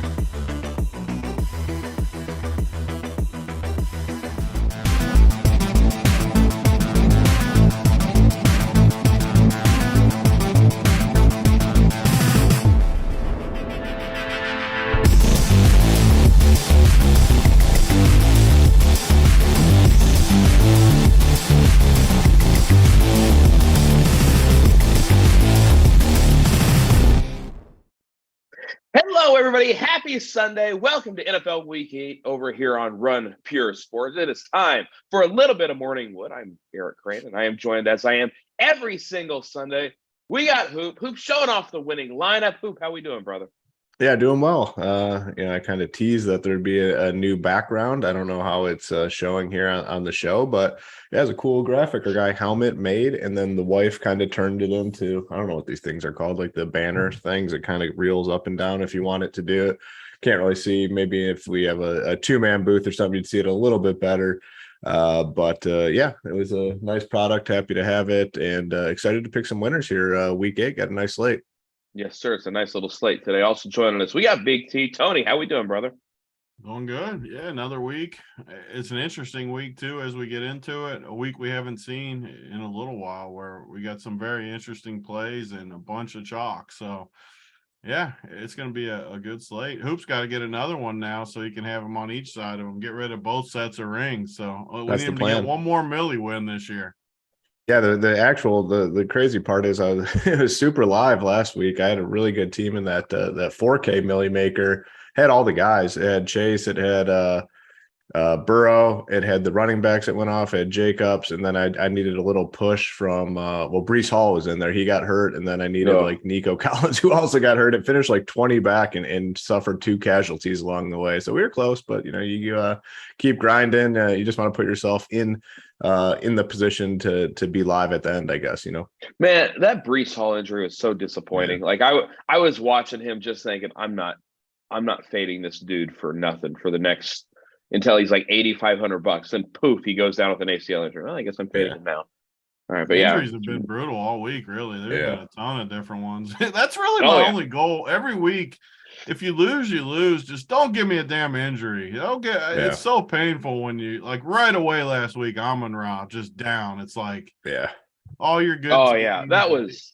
You're just And like he was looking somebody through, we hoping all to find a loved. non-Amon Ra team out there somewhere. It's just painful. Yeah, like I was dead after the first catch. I'm like, oh, okay, here goes my son. I still managed to catch a few, even with the Monra, and I was like, okay, at least it's not. It could be worse, but man, that was disappointing. It was very, very disappointing. What's not disappointing, guys, is how you guys come through with the likes. So go ahead and click that like button. We would appreciate it over here on Run Pure Sports. We got about 1,200 watching. We only got 725 likes. Come on, guys, that's it. I need you right now. If you're enjoying this show, if you want to hear Big T's plays of the day, if you want to hear Hoops play of the day, if you want to hear my play of the day, we need to get to 1,350 likes. So I want you to smash that like button.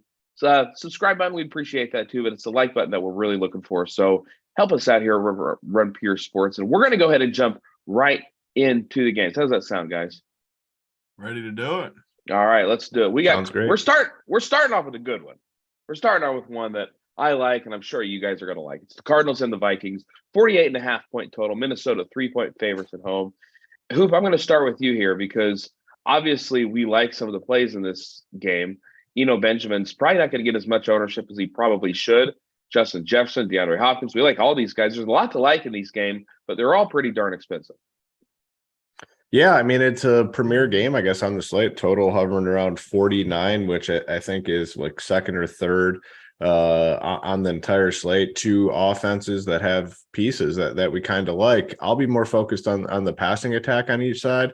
I'm not really going to play I mean, the one thing that on the slate in general, running back is loaded. We have a lot of really good loading running back plays. So I just don't think, not to say that Eno is like a risky type play. I mean, I guess he probably is, but I just don't think I need to go there today. And then Delvin Cook on the other side, you're seeing, more of a split with Alexander Madison. I just don't think I really need to go there today either. So I'll be fading the running games and really banking on this being a passing game. I'm going to have both quarterbacks, Kyler and Kirk Cousins. The one thing about quarterback this week, we don't have the guys that we can always look to, like no Josh Allen, no Mahomes on the main slate. There's some other guys missing as well. So quarterback, there's not a ton of high upside guys. And, as much as I hate Kyler Murray as an actual real life quarterback, gonna have to consider him this week, and he's in kind of a weird price point as well. Like you have Hurts at the top, and then you have a drop to Kyler, and then there's another big drop to a group of quarterbacks in the 6K range. So I think Kyler has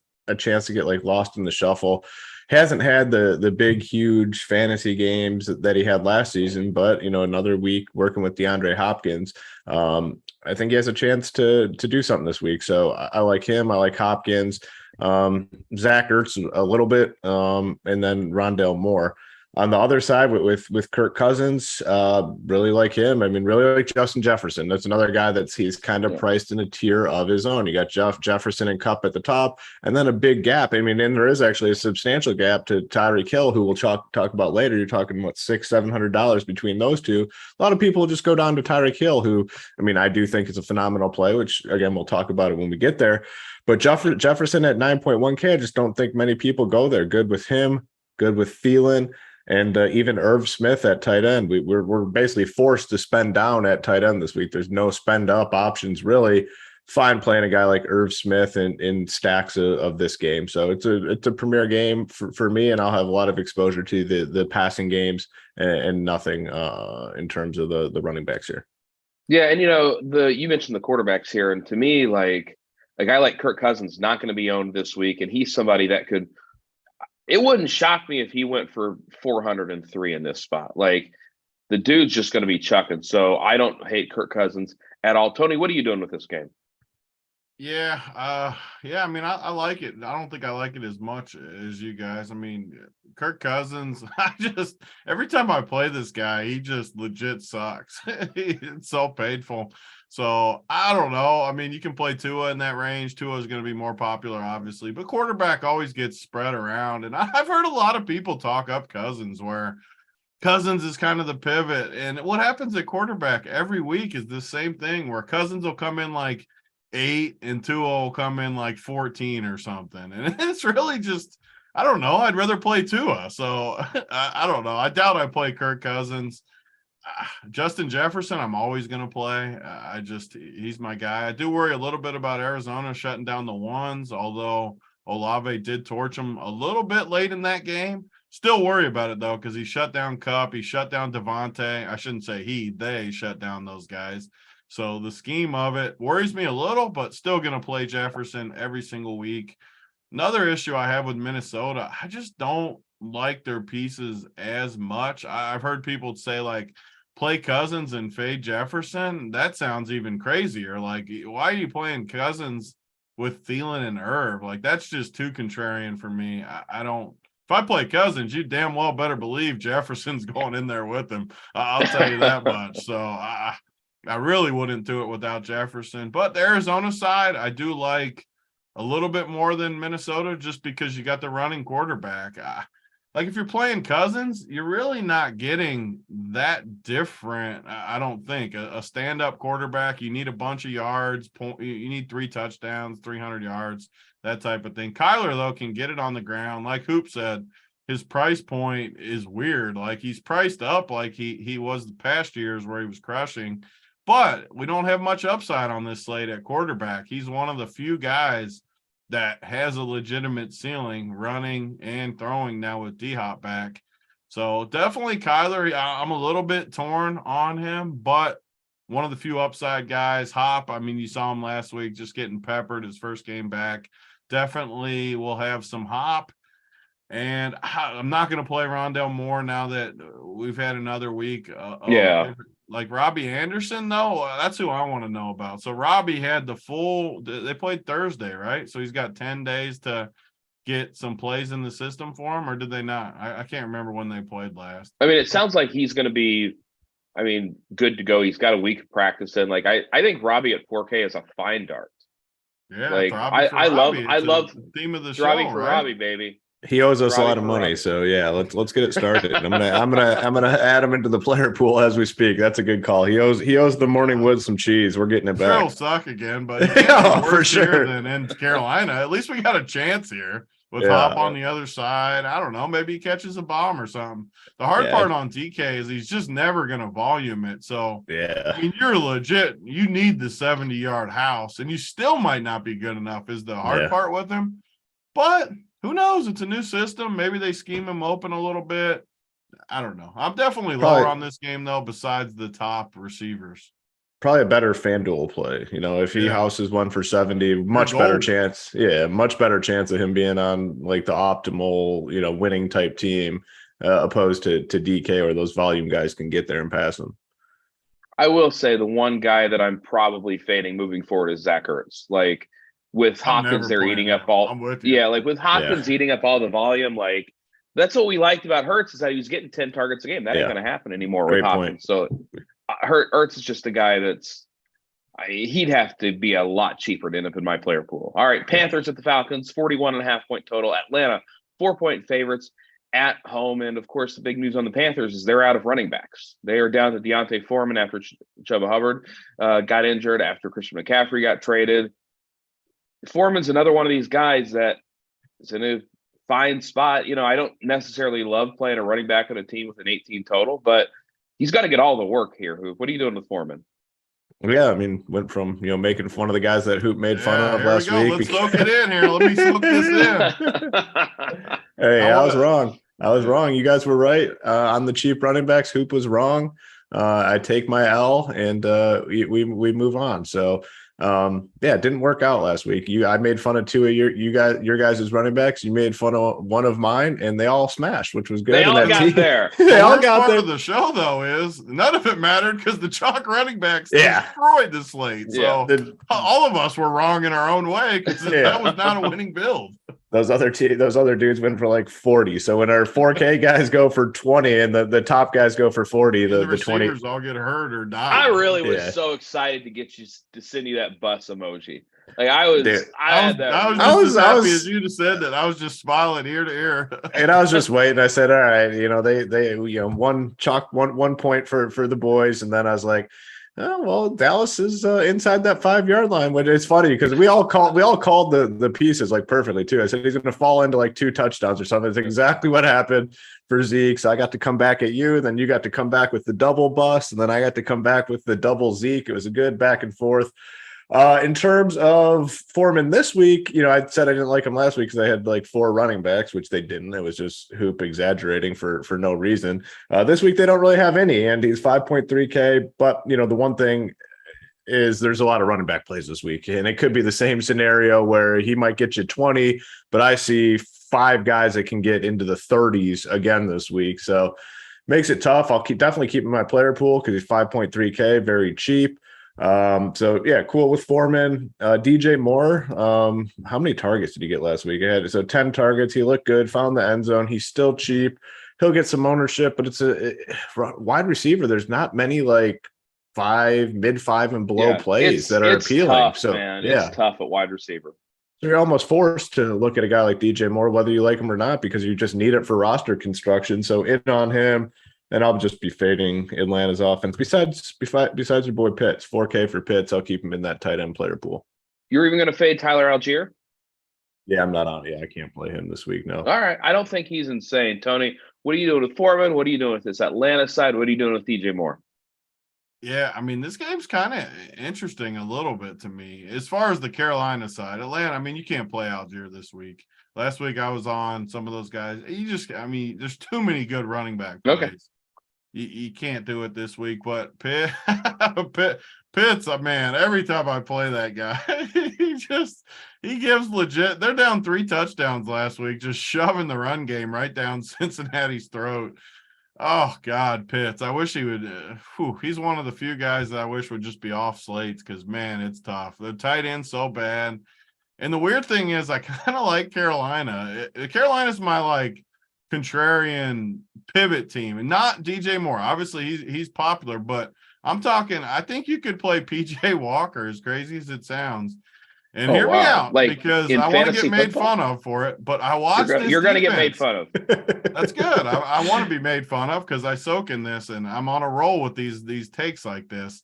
But Atlanta's defense, I watched it last week, very close. They got injuries.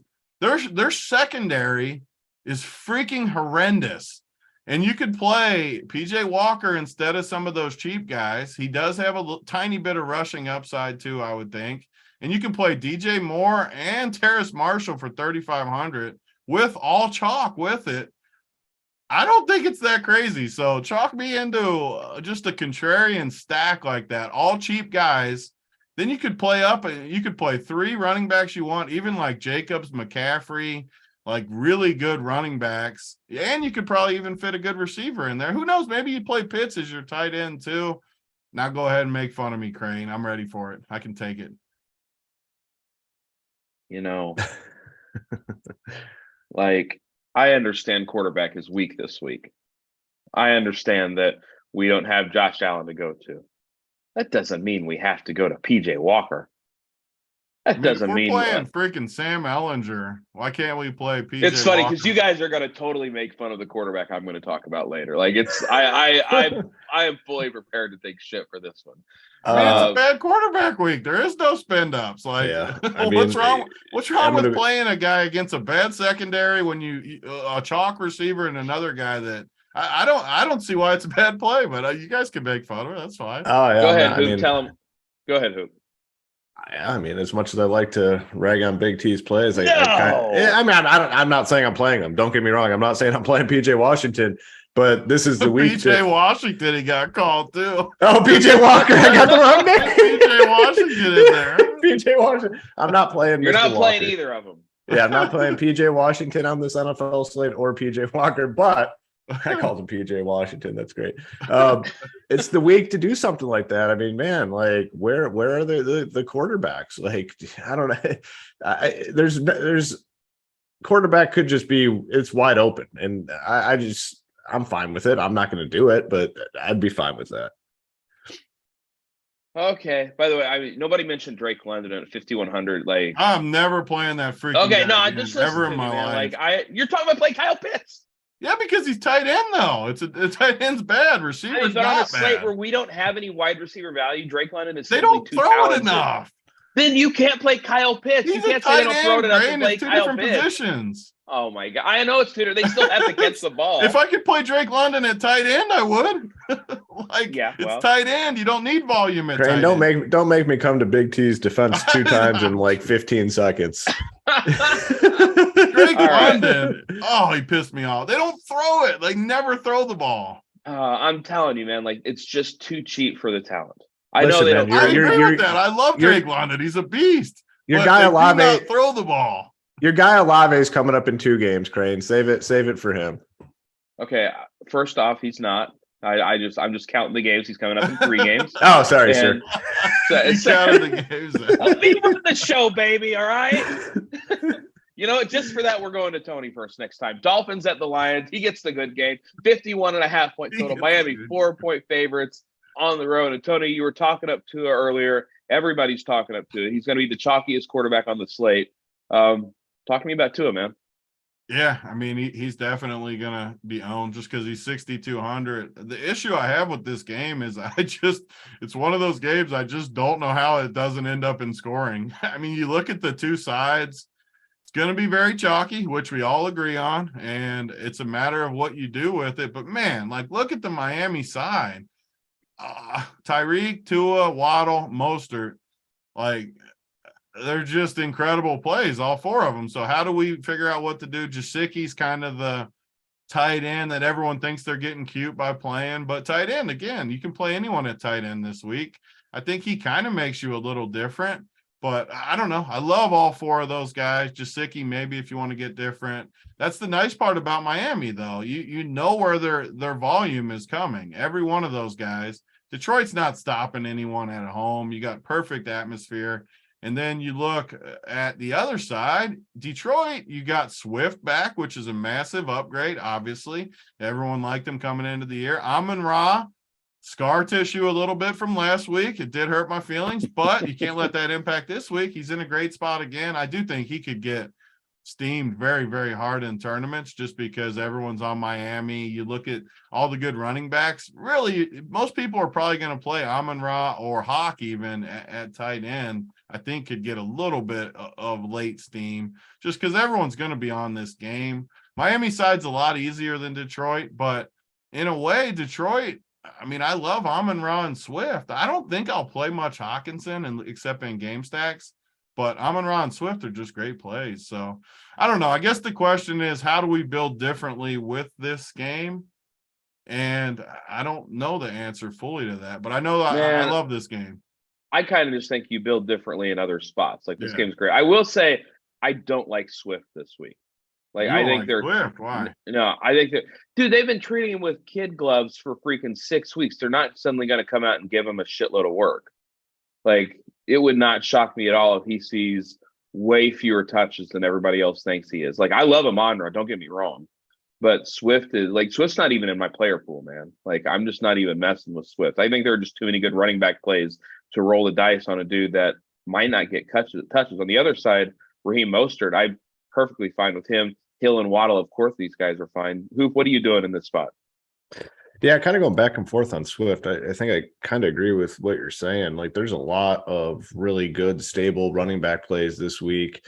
Swift, there's definitely has to be some question marks, revolving around what sort of work he does get. I mean, you love the game environment. Don't get me wrong. I mean, it's a great game environment, but yeah, I don't know what I want to do with Swift just yet. I haven't been there, but he's like borderline for me. It's the tough part about this game. It's like, man, how do you get a little bit different? And I don't know what the answer is, to be honest. Big T kind of touched on it as well. I mean, we know Tyreek's a great play. We know Waddle is a good play. Tyreek's going to be probably the highest owned wide receiver on the slate, but it's hard to get away from him. Like people out there, don't think like pivoting to Waddle is going to make that difference because he's going to get plenty of ownership. Yeah. So it is difficult to make a different team, and maybe Crane's point is right, where it's like, all right, just play these guys and get different with the rest of your teams. Got St. Brown obviously on the other side.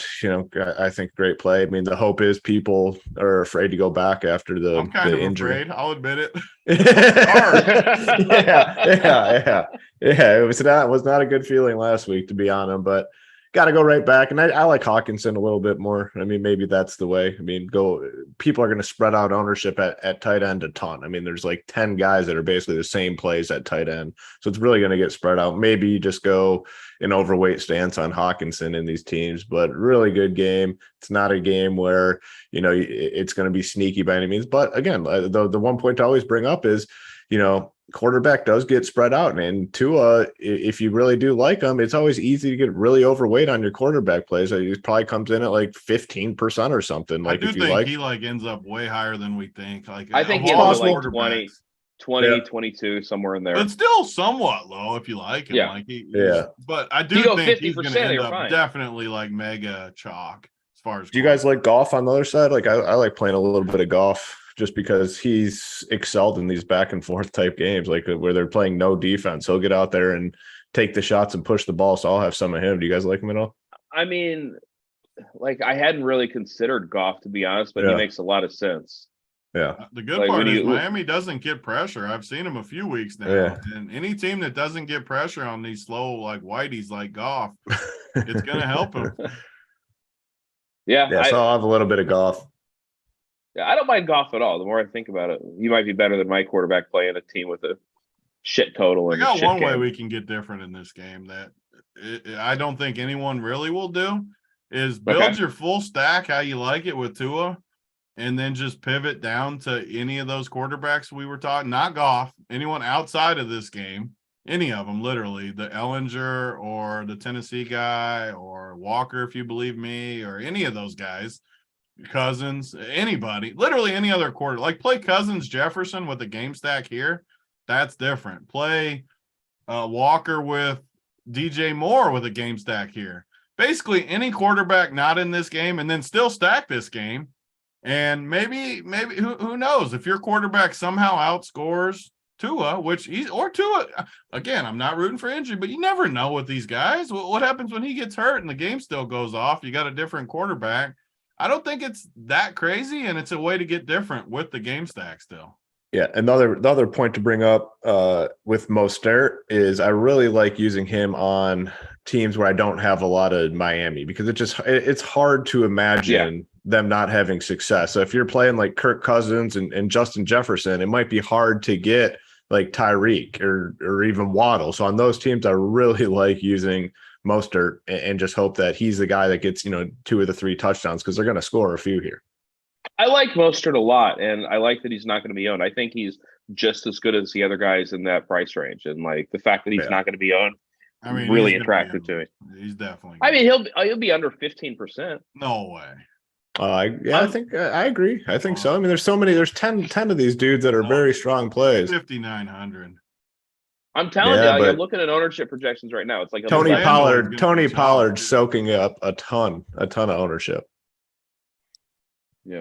By the way, can I do a victory lap for Travis Etienne last night that you guys just shit on, or last week? Yeah, great call. And then you run even better. They trade away the other dudes. So, I mean, now you're just not. To be fair, no, I didn't run better. Tell after Hoop took victory lap Robbie last year. You've said it all 7 weeks, so like you had to get like to be fair. Yeah, that's a good point. Like double-digit points every week except one. It's not like he was crushing. It was still a good call. I'll give you a call. Yeah, but it was out there every week. Yeah, it's easy to be right. Yeah, that's a good point. If you just jam it every week, it's eventually going to get there. Oh man, and he's going off again today, so you get a double victory. I know. Dude, the overall, and they traded to get him more volume. The overall take was good. It just took a minute to get there. That's all right. I gave you Olave too. How did the Broncos? Olave, you can have a victory for sure. Yeah. That was before anyone. You definitely get that victory. I told people to bet Olave at 60-1 to win Rookie of the Year. Like I back to our original point on the wood, though. We always say you're the wide receiver hero. You're the champion of the receivers. Yep. So I might not be after the guys you hear me talk about today. I get excited when you bring these dudes up. I gave you Drake London, and you just shit all over. Well, that one, that one's not good. That's a tough one. Move on from that one. Yeah. All right, I understand, guys. I also understand we need to get those likes up if you want our plays of the day. We need to get to 1,350 likes, and I am staring at the likes right now, ladies and gentlemen. I'm disappointed. think we need to be doing a little bit better. We're just under 900 likes. We're trying to get to 1350. And you know, Hoop, if we don't get to 1350, he ain't going to let us do it. So go ahead and get those likes up. And we really appreciate it. It helps us out over on Run Pure Sports. And we're giving you the morning wood with 3 Millie Maker winners for free. So make sure you click that like button. Helps us out. We love to help you guys out as well. Let's talk Steelers and Eagles. 42.5 point total. Philadelphia, big old 10.5 point favorites at home. Hoop, I'll kick it off with you, man. Jalen Hurts. I can't pay up for quarterback this week. Are you able to pay up for quarterback this week? And if you are you wanting to play Hurts? Well, if you want to spend up, it's basically your only option. I'll definitely have some, just because he's a guy that can just like nuke the slate, and I think ownership on him will be pretty low, probably around 10ish. So I'm going to play some of him, just because if he gets 2 rushing touchdowns, which he definitely could, it could be game over at the position. I like some AJ Brown. I like some Devonta Smith, some Goddard. I'm going to play a little bit of those guys. None of them are going to be core plays at all for me, but just guys I want to get exposure to. Jalen Hurts is kind of the only guy that you look at on the slate and you feel real good about his fantasy production or projection, whatever it may be. And a lot of question marks at the position. So in on Hurts, in on AJ Brown, Devonta, and Dallas Goedert. I'll have all those guys. Then for the Steelers, the only guy I'm really considering is Freiermuth at the tight end position. Just kind of mix him in there. I'm not playing the wide receivers though. So that's about it here. Tony, any interest in this Eagles side for you? And I don't even hate some of this Pittsburgh side either. Yeah, I'm not going to be on Philly. I think they just pound this Pittsburgh team. I could definitely play AJ Brown, I guess. I want the stud receivers all year. I'm not going to force them in, but I could play some AJ Brown. Definitely not playing Hurts, though. I can't pay $8K for him when I could pay $4K for Ellinger. I just can't pay double. I can't do it. If it was a closer game, I could. I just can't see Pittsburgh keeping the pace. So I am out on this game, except for AJ Brown.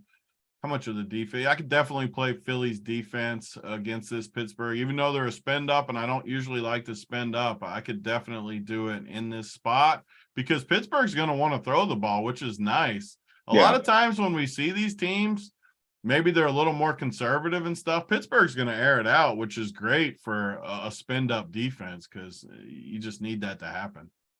Yeah, and you mentioned Pittsburgh airing it out, and this is a spot where I don't hate the prices on DeAndre Johnson or George Pickens. Like Pickens, especially at 4,700, the targets have been there. DeAndre at 5,600, you got to pay up a little bit more. But I don't know, like this is one of those tournament plays where if they're going to throw the ball 45 times, one of these guys should get there. Tony, I see you nodding your head.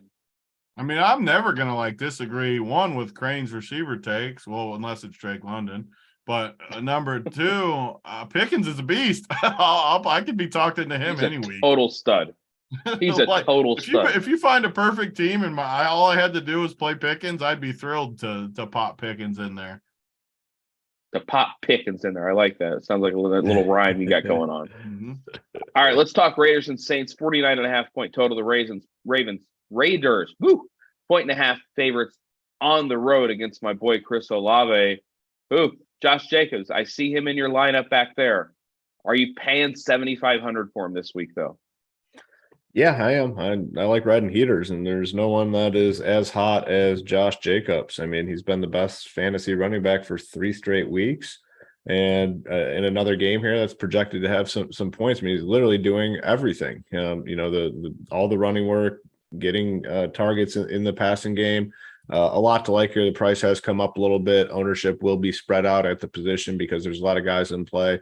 Definitely want some pieces of Jacobs. The one guy I was looking at, like Derek Carr, trying to find stuff at quarterback that you might like. God, he just has no upside at all. Put him in the Drake London bucket for you. Craig's not allowed to play Drake. You're not allowed to play Carr. Well, no, I took him out after just looking. I mean, he just can't do it. And you got pieces here. Like you got Devontae Adams, obviously. It's hard for a quarterback to not be able to have good fantasy output when you have guys like Devontae Adams, Josh Jacobs. Carr defies logic and just can't do it. So I took him out. I will have some Adams. I think he comes in pretty low owned. A lot of people going to go to Tyreek and maybe even Jefferson over him. I'll have some Adams, just kind of continuing on with the theme that we talked about all season, getting exposure to these top end wide receivers. I guess really the only news we're waiting on for the slate is whether or not Waller is in. Like if he's out, we have another cheap tight end in Moreau. If he's in, I probably won't play Waller. So it's Adams, it's Jacobs. Really like Alvin Kamara on the other side, another running back to look at. He's such a better fantasy option with Dalton in there. You look at the targets. I mean, 9 targets last 2 games. Like that's what you need for Kamara. He's been good fantasy wise and has like no touchdowns at all this season. Like if he finds the box, like he's going to print. So I'm going to keep playing Kamara and then obviously Olave as well. I keep wanting to say Olave. You got it. You did it. Olave as well. 6K. I think he's a really, really good option. So we have pieces here for sure. Really like both running backs. Okay. So am I crazy for being a little bit nervous that they might limit Kamara's touches with the trade deadline on Tuesday? I didn't really think about that. So no, I'm not factoring it in. Okay. See, I'm factoring it. And I love the spot for Kamara. Don't get me wrong. I'm just a little bit worried that if they're they're talking about getting pretty good haul, it sounds like, for Kamara. So I don't know. I'm a little bit concerned about that. Tony, what are you doing in this game? Are you playing Jacobs? I love Devontae. It's just tough for me to get there when I'm also playing Jefferson. Yeah, I mean, I have to play Jacobs. I think I said it 2 weeks ago where you just have to. I wasn't a Jacobs guy, never played him. And then like 3 weeks ago when he shredded somebody, I'm like, I just got to start playing this guy. He looks like a different guy. And the way they're running him, he's the featured guy, and there's not that much across the NFL. So he just looks like a stud. So I'm going to stay on him. He keeps treating us right. One hoop a milli. We got to stay on him. Devontae is the pivot. Like, I definitely wouldn't play them together. So you could even set a rule in the optimizer. Don't give me both of those guys. But I'd be stunned if one of them didn't crush in this game. So it could even be a rule where you just one max, but one min too, and get in there with those guys. And the New Orleans side just seems easy to me too with Olave and Kamara. With everyone again, chalky plays. We got to figure out ways to get different with all this chalk together, as Tambo says. Not a matter of who you play, but where you play them and stuff. So I like a lot of the obvious guys. I guess you could maybe put Dalton in that same bucket with, again, he's 5,500, similar range to the guys. I'm not going to do it because I just can't with Dalton, but I wouldn't hate it. I mean, you could even play him with Olave and Kamara and run it back with either one of them, Devontae or Jacobs. That's kind of a stack that, and then who knows, but I won't do Dalton. I'm just on a lot of the chalk in this game. Nothing too creative.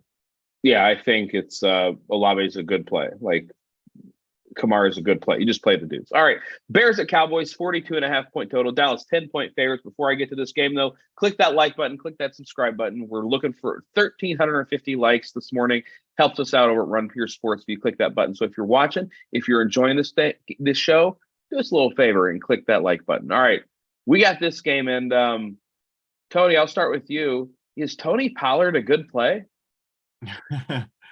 We've been waiting for this day. Can't you just see this happening though? Like, we've been waiting for this day for God knows how long now, 5 years, 6, however long since Zeke signed that deal. Probably not 5 years. It just feels like that. But finally Zeke's out. Finally Pollard gets the good spot. But the flip side to that is he's going to be very chalky. And is he really that much better of a play than the other guys we've talked about? I don't think he is. I do love him. I obviously love him. Everyone loves him. But there's like 15 running backs that are great plays this week. I don't think you have to play him at 50% owned. Like, I'm going to play him plenty. Honestly, I'll probably end up about the field on him, like probably 30 to 50%, which sounds like a cop-out, but I don't know. Like, I don't think he's a lock. To make my main team, I might fade him on my main team just because I really don't think he's that much better than the Mostert, all the guys in that range where I don't know. He's going to be way chalkier than all those guys. So I guess that's a way to talk about it. CD Lamb was mega chalk last week. Now everyone's playing Pollard, so no one's going to play CD really. I think that gets him interesting leverage position. Gallup didn't even have a catch last week. I mean, I guess you could do that too. We kind of talking about quarterback this week. I mean, I guess you could just leverage off Pollard and play Dak and the receivers. Again, I probably won't do it. Even Schultz, tight end sucks. that could be a way to leverage the slate a little bit. Play the Dallas passing game. I doubt I'd do it just because I always talk about it, but Dallas, I like them passing when they're behind just because Dak's always been better in that kind of mop-up time stuff. I just don't think Chicago can get out in front like that to push Dallas to want to throw it. So I doubt I'll do it. What's that? I was just saying this is going to be a rough game for Chicago. Like, I don't really see a way they keep it close enough.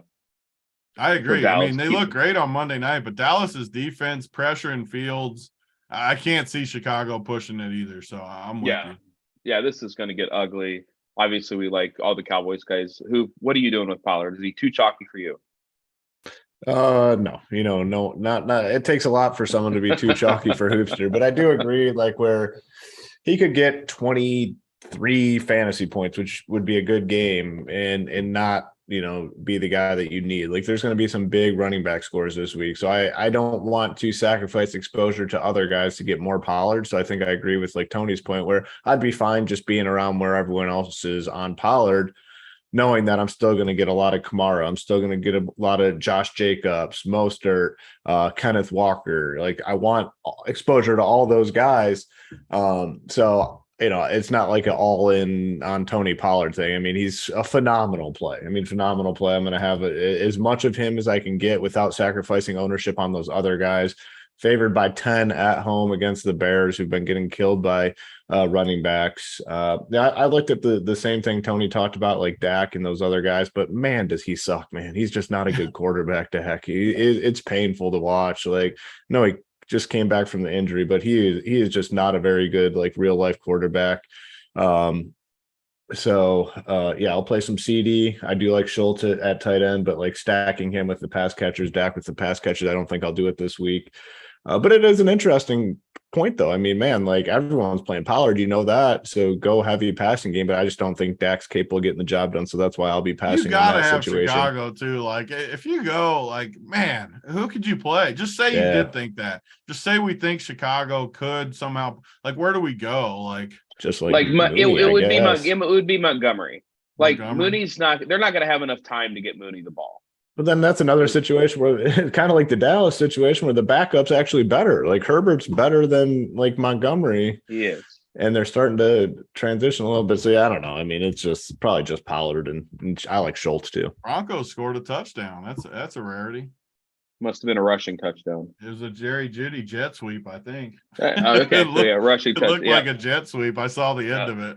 Got to get the guys involved somehow. We all know Russ ain't going to throw it to him. So, all right, let's move. Patriots at the Jets, 39.5 point total. The Patriots 3-point favorites on the road. We've been talking about these running backs all day. This kind of 6K price range for the running backs, and Ramondre Stevenson's another one of those guys that is somebody you just want to play. He's 6,400. He's going to be chalky, but the matchup is great. Tony, what are we doing with Ramondre? Is he one of your guys this week? Yeah, I mean, he's in that bucket for sure. I have slightly more worry about them just because the Jets have actually looked pretty good. Their defense has been pretty good. I like Salah or whatever the coach is. I think that's his name, the coach.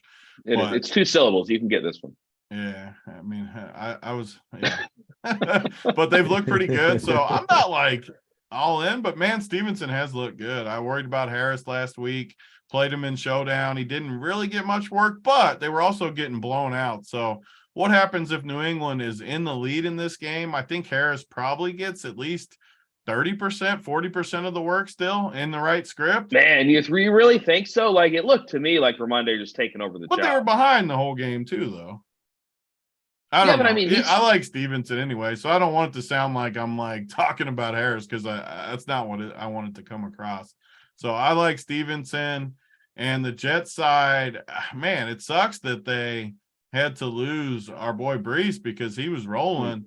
And I don't know what to think about the Jets because I do think they could win this game. They keep it rolling, but man, I don't know where to go. I guess Zach Wilson is another quarterback in that cheap range where it's just, I don't know. You could play him with Garrett Wilson or something and stack up the chalk. Like, one of these games, I think that will be the winner this week. I'm not 100% sure which way I'm going to go. You're going to have to check out my player pool at RunPureSports to check it out. But I wouldn't be shocked if like a Zach Wilson, Garrett Wilson with just all chalk ship somehow this week. I could see that. I don't know. What do you think? I mean, I think Elijah Moore's interesting. Yeah. I don't love it. He's cheap though, right? Like Yeah, he's quarterback, 4,700 receiver, bucks. cheap. Yeah, he's $4,700. Anybody that plays a receiver on the Jets is going to play Garrett Wilson. So I don't hate the idea of Elijah Moore because he has big playability. Not that Garrett Wilson doesn't. But these running backs, like I don't know. I wish I had some clarity because if I had some clarity, I'd play one of them. But I don't, so I don't think I can. Hoop, what about you?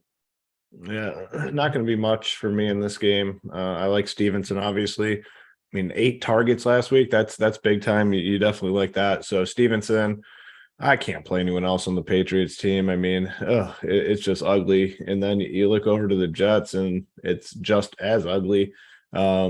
Probably just Garrett Wilson. I mean, this game sucks. Both defenses, I actually like the defenses here quite a bit. Both of them priced fairly on DraftKings, $3K and 2.9K. Defenses and Stevenson, I just don't like this game. Yeah, chat says James Robinson has a day today, and I just don't know if I can get. If I knew he was starting, if I knew he was going to get 2/3 of the carries, You won't ever play a running back week 1 in the new system. Like they just, I can't do it. I'm with you. And running backs loaded anyways. Like, please don't play James Robinson today, people. If Robinson was 4,500, if he was 4,500, I've had some interest. Same with Michael Carter, but they're not, so I don't. Yeah, I mean, if they would have to give you a price break from the other guy, like Michael Carter's the same price as like a lot of those chalky guys, where you just can't do it. It's just a bad play. All right. Titans at the Texans. First, click that like button. Click the subscribe button. We're trying to get to 1,350 likes. If you want our plays of the day, if you want Hoops Rich Parent play of the day, if you want the Workbench play of the day, if you want the 37X play of the day, we're going to give them to you. But you got to click the like button. So click that like button. It helps us out over on RunPureSports. We really appreciate it. Titans at the Texans, 38.5-point total. Tennessee, 1-point favorites on the road. And Tony, I'm going to start with you because on any other slate, I would be jamming in Derrick Henry everywhere. On any other slate, I would sit here and say, I want the big dog. And meanwhile, on the slate, we've got a million guys that are $2,000 cheaper that probably are going to get there. Tony, what do you do with Derrick Henry in this spot? Yeah, I think he's a bad play. There's too many good running backs in that cheaper range. Like, I mean, just from a roster construction standpoint, right? Not because you think he's going to bust. Yeah, I mean, if he was roster construction, I think he'll be fine. I think he'll get you similar like what he's been, like 20 or something, right around his projection. But I don't think he separates enough to clarify wanting to spend another couple thousand on him. It just, I don't see it, especially with a quarterback that can't throw like Malik Willis. He's going to want to run too. So they're going to have a stacked box, which doesn't always stop Henry. I get it. He's crushed at times, but I just can't do it this week. I won't be on Derrick Henry. There's too many good plays. Willis, though, I mean, you got a running quarterback at 5K that not that many people probably know much about. He was a great runner in college. The issue is he's not going to throw, so what's the defense do? But, man, he's electric. His rushing props like almost 50 yards. If he gets in the box, like Hoop always says, I mean, one rushing touchdown from this dude at 5K, and you're home free. So I have to play some Malik Willis, and it will be naked, though. I don't want to play any of these receivers. So, again, if you want to stack up the Detroit game, maybe you play Malik Willis and you just full stack that game. And who knows, maybe Malik Willis rushes for 100 yards and 2 touchdowns. That easily could happen, even though it sounds slightly aggressive.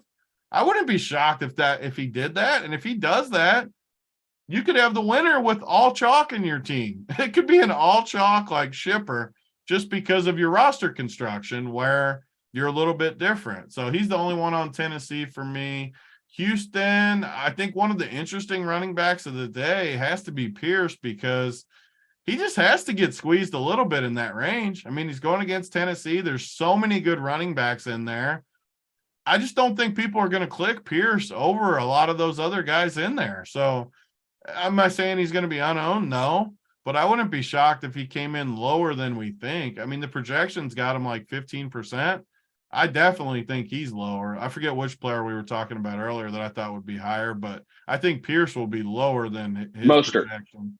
Yeah, Mostert, I think, is like a way better play as far as projection than Pierce. Not going to play Cooks. I guess I need Crane's take for the receivers. I mean, what about like Chris Moore with the other dude out? He's 3,400. Can I play a dust ball like that? Man, like, I just not sure Chris Moore has the upside. Like, I get it because this Tennessee secondary is bad. I don't hate Cooks. Like, I really don't at 5,900. Nobody's going to play him, but where the hell else are they going to throw the football to? You know, if Tennessee gets out to a 14-0 lead, they're going to have to chuck it a little bit. They can't just keep putting him in the belly of Pierce. This could easily be like a Cooks 10 for 130 in a scored spot. And that would not shock me at all. So I'm not going to mess with Chris Moore. Like, I just don't think the upside is there. But Cooks, I don't think you want to. God, I just clicked on him, and don't click on him if you want to play him. On Cooks? Yeah. Oh, no, the game log's terrible. It's a nasty game log. I know, it's awful. Don't click on him if you want to play him. I like that. Yeah, it's ugly.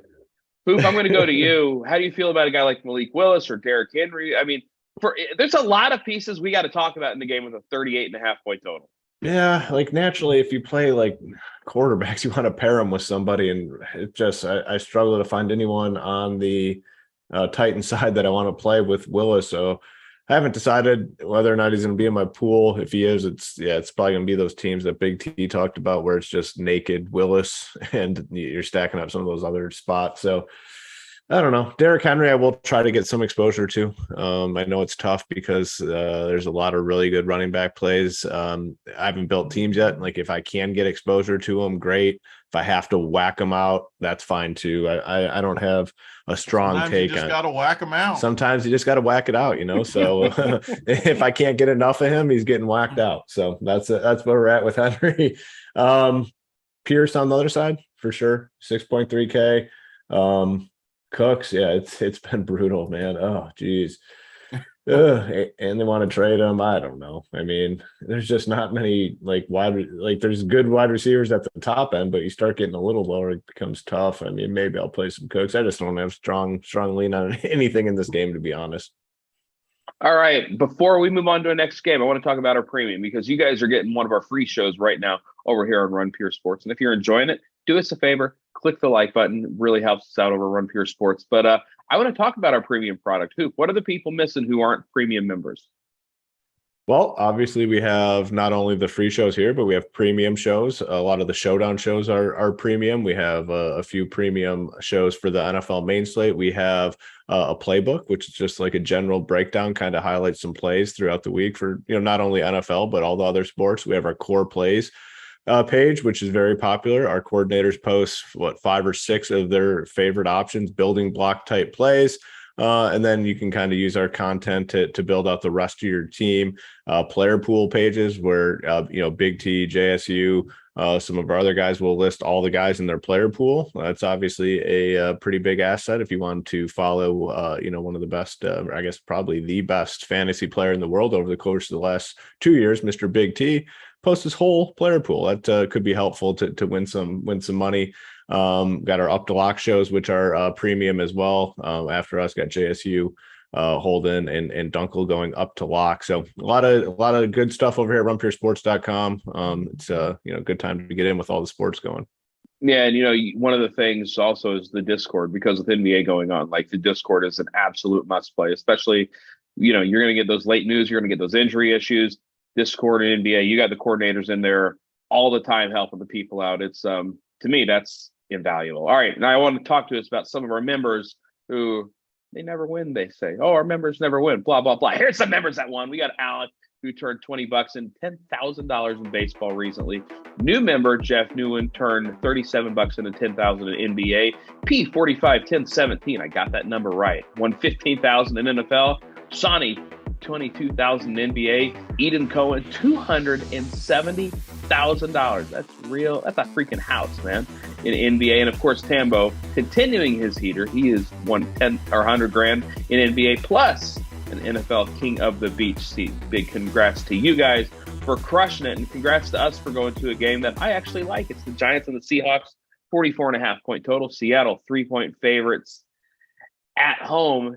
And Tony, you haven't talked in a while. Let's kick it off to you. Kenneth Walker. You just said you liked it. You crack us open for once. Get in there. I like this game because I don't think anybody's playing Daniel Jones. And I think the Seattle defense has been playing over their heads for the last 2 weeks. And Danny Dimes, this guy, he gets you some rushing upside. He gets some passing upside. I know who to pair him with. I'm pairing him with Wandale, who I definitely like.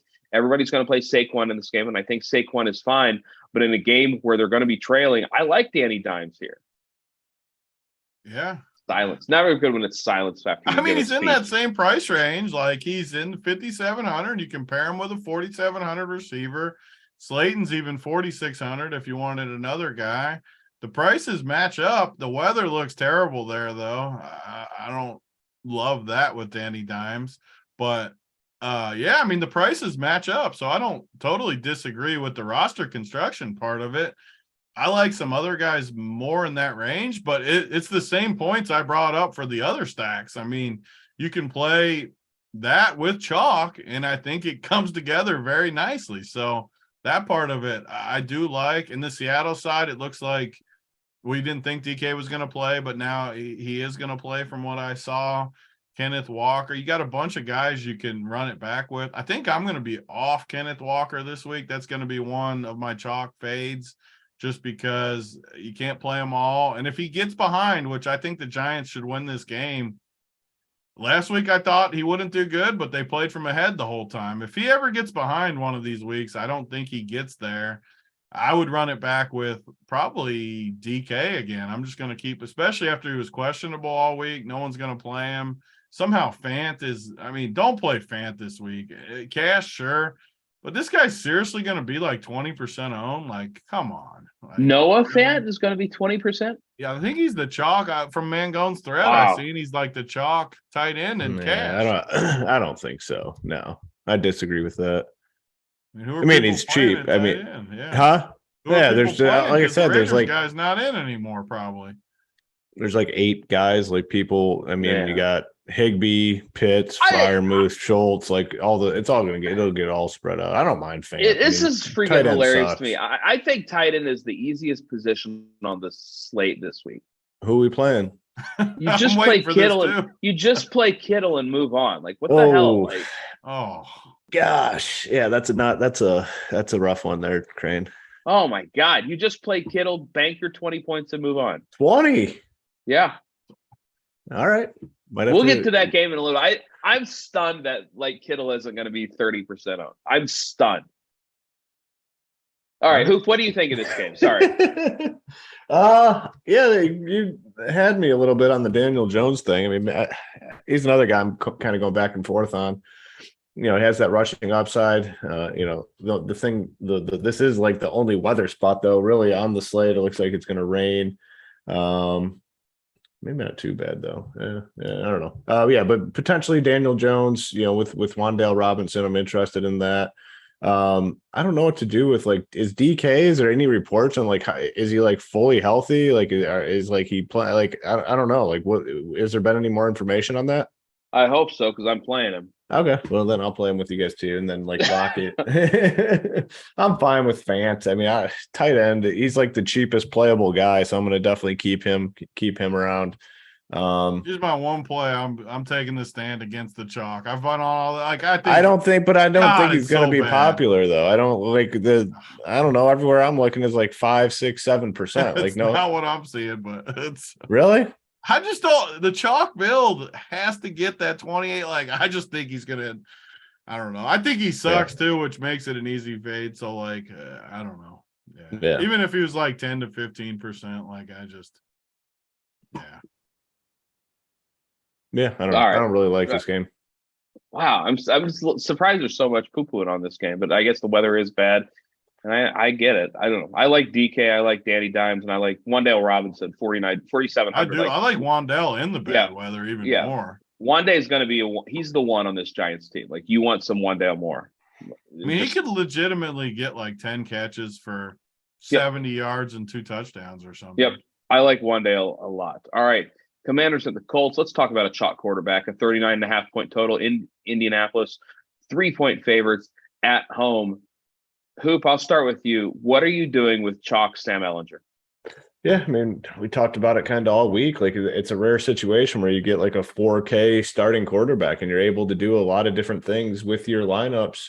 The one issue is in terms of building out teams, roster constructions, you don't really want to pair them with anyone. So for me, it'll be a lot of naked Ehlinger teams. I don't think I can pay the 7-2 for Pittman.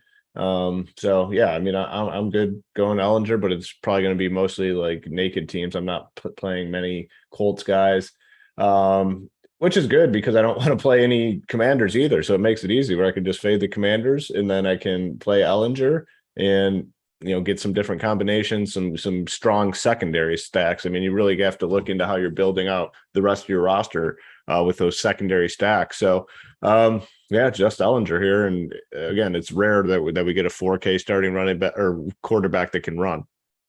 Yeah. Tony, what are you doing with Ehlinger? You playing him? Yeah, I mean, I think you have to. He's 4K. I'm not saying you got to like click the lock button, but I think you're doing it wrong if you fade him because honestly, if he gets in the 20s, it's going to be very hard on a week with this much good chalk at like running back, receiver, it's going to be very hard to beat Ehlinger if he gets in the 20s. I'll just say that much. I mean, you're going to need a ceiling performance from one of these other quarterbacks to make it matter.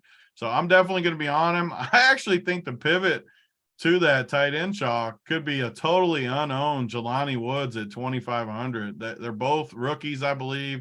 This dude was a stud in college. He already caught a touchdown 2 weeks ago. 2 weeks ago, 3 targets, 27 yards and a touchdown, 2,500 stone minimum. So you could start your team. Again, I know I keep saying the same thing, but it's what I believe today. Play Ehlinger, Jelani Woods, and you can literally play all chalk with that team. Just every good play on the board, you can do it. And what's the worst that can happen? Jelani Woods gets you 0 at 2,500 at tight end. That's not going to end your day. I give the same speech every week. That actually is the worst thing that could happen. I promise you, it won't cost you your day. If he gets you 0 at tight end, that will not be why you lose money. I promise you. So I like that, actually. I feel very good about that. As far as the Washington side, I think the defense will get a decent amount of play, even though people are on Ehlinger, just because they're 2,600 against a guy like Ehlinger that can't throw. I mean, I've seen somebody in the chat talking about Brian Robinson. You can't play guys like Brian Robinson on a week with this much great running back play. Like, just don't do it. I'm all for being creative, as everyone knows from watching these shows over the years. Don't do it at running back today, though. You don't need to. Play one of the good plays. At least 4 or 5 of these guys are going to go nuts. So don't do that. I think this game plays super slow, so I just wouldn't do anything there. I mean, maybe the worst play of the whole slate, JT. I mean, JT, come on, people. Don't play JT this week. They're going to be focused on stopping it. They got a big line advantage, D-line versus O-line. I mean, come on. Don't play freaking JT. Yeah, I'm not messing with Jonathan Taylor. If I'm spinning up, it's for Derrick Henry. Like, it's just not going to be for Jonathan Taylor and Brian Robinson. Like McLaurin, Samuel, could those guys get there? Yeah, but I don't think they're going to make my player pool. San Fran at the Rams, 41.5 point total. The Rams, 1 point favorites. And obviously with the Rams, we got a running back situation. Is it going to be Henderson, Malcolm Brown?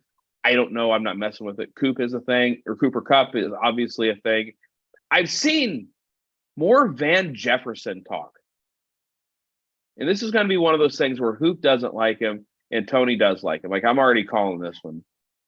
No, Hoop, or you don't like him? I mean, Stafford can't stay upright long enough to throw it far enough to him. I just want to say, like, everybody's like, oh, Van Jefferson. He's the 5th option on a team with a 21 point total. That can't block, and he's got to get down the field.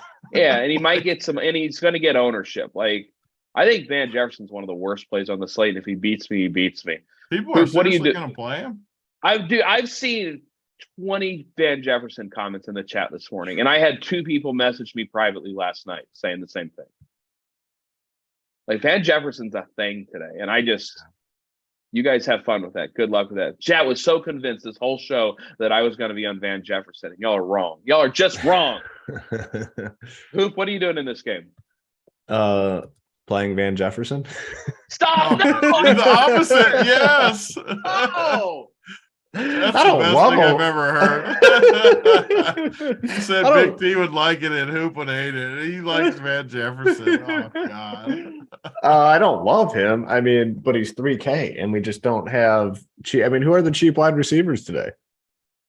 There's no one. I'll take some shots on him at 3K. I mean, So Darren Waller's out. So he's out. Won't be as high owned anymore. Yeah. So Fant will come down. Moreau will be very popular, 3.1K. Yeah, interesting. Yeah, I mean, I'm fine with Van Jefferson. There's just not cheap wide receivers out there, and your roster construction is a little bit different. I don't actually hate Juwan Jennings on the other side at 3.3K with Debo out. They're guys that are going to be in my player pool, guys that I don't love.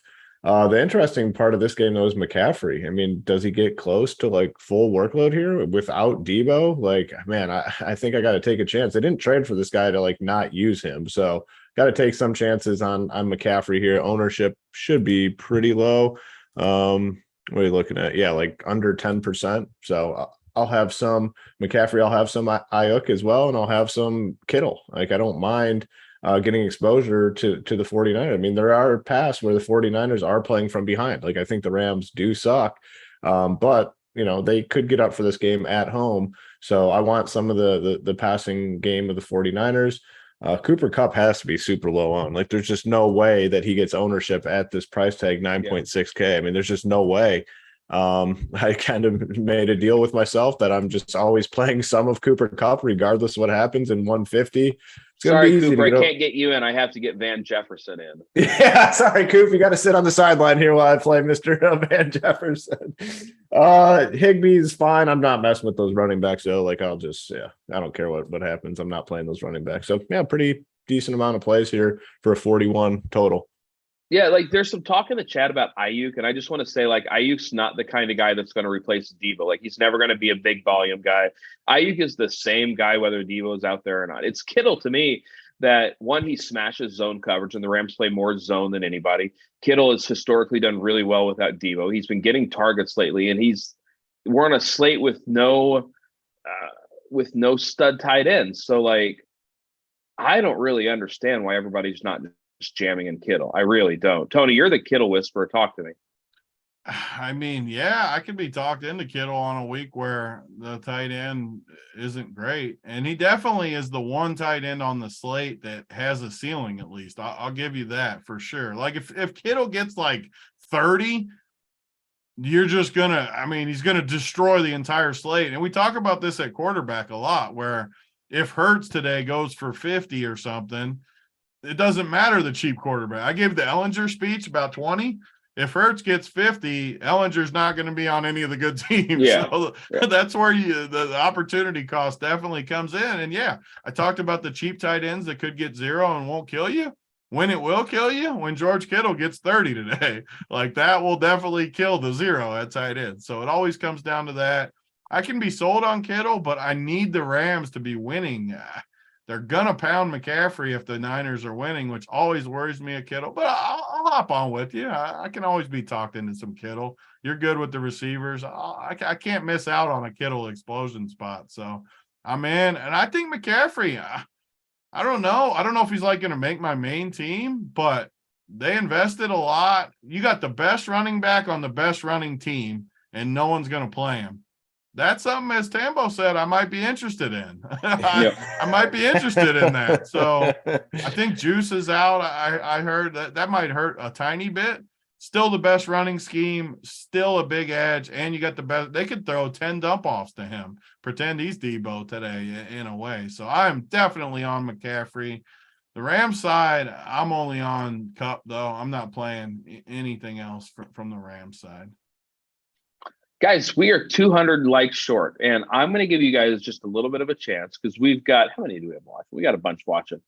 We got 2,167 watching. So if you want the plays of the day, I'm going to give you one last chance to go on a big boy like rush. So click that like button right now. We're trying to get to 1,300 to get our plays of the day. So click that like button if you want to do that. Poop, let's just talk about roster construction really bit. Is it a 3 running back slate for you? I kind of feel it is. What about you? Yeah, it definitely is. I mean, and I think that's been the right move for the last couple of weeks. I mean, whenever there's 7 or 8, which I think are very strong running back plays, I want as many of those guys as I can get. I mean, yes, the wide receivers have some upside, big time upside as well, but I want the running backs in these weeks where there's so many really good ones. Yeah, I'll have some teams where I have wide receivers, in the flex, but for majority of my teams, I want 3 running backs in there. What about you, Tony? Are you doing 3 running backs? Are you doing 2 running backs? Because like I said, I'm finding 3 on most of my teams. Yeah, it's very hard to not play 3 this week. Honestly, in my 150, I'm just gonna run it. I'm not gonna set a rule. But with that being said, the running backs are projected so much better that you're gonna get mostly 3. But I don't know, like if I ended up with the perfect stack or something that only had 2 in the Millie Maker type format, then I mean it's fine, but I prefer 3. My main teams I can almost guarantee will have 3, unless it's just some weird game stack like the Detroit game where you just want extra receivers or something. But definitely I think the good move is 3 running backs today. All right, guys, we didn't get there. I got bad news. I'm sorry, we didn't get there, which means, Hoop, where can they find our plays of the day? In the Discord, NFL chat, we'll get them in there pretty shortly, probably pretty soon here. They'll be posted in the Discord. Yep, I'll be posting mine as well. It's been a lot of fun, guys. I love spending a little Sunday morning wood with the crew. Tony, Hoop, I'll catch y'all later, guys. Simon, thanks for producing. Thanks for watching, everybody. We'll catch y'all later. Peace.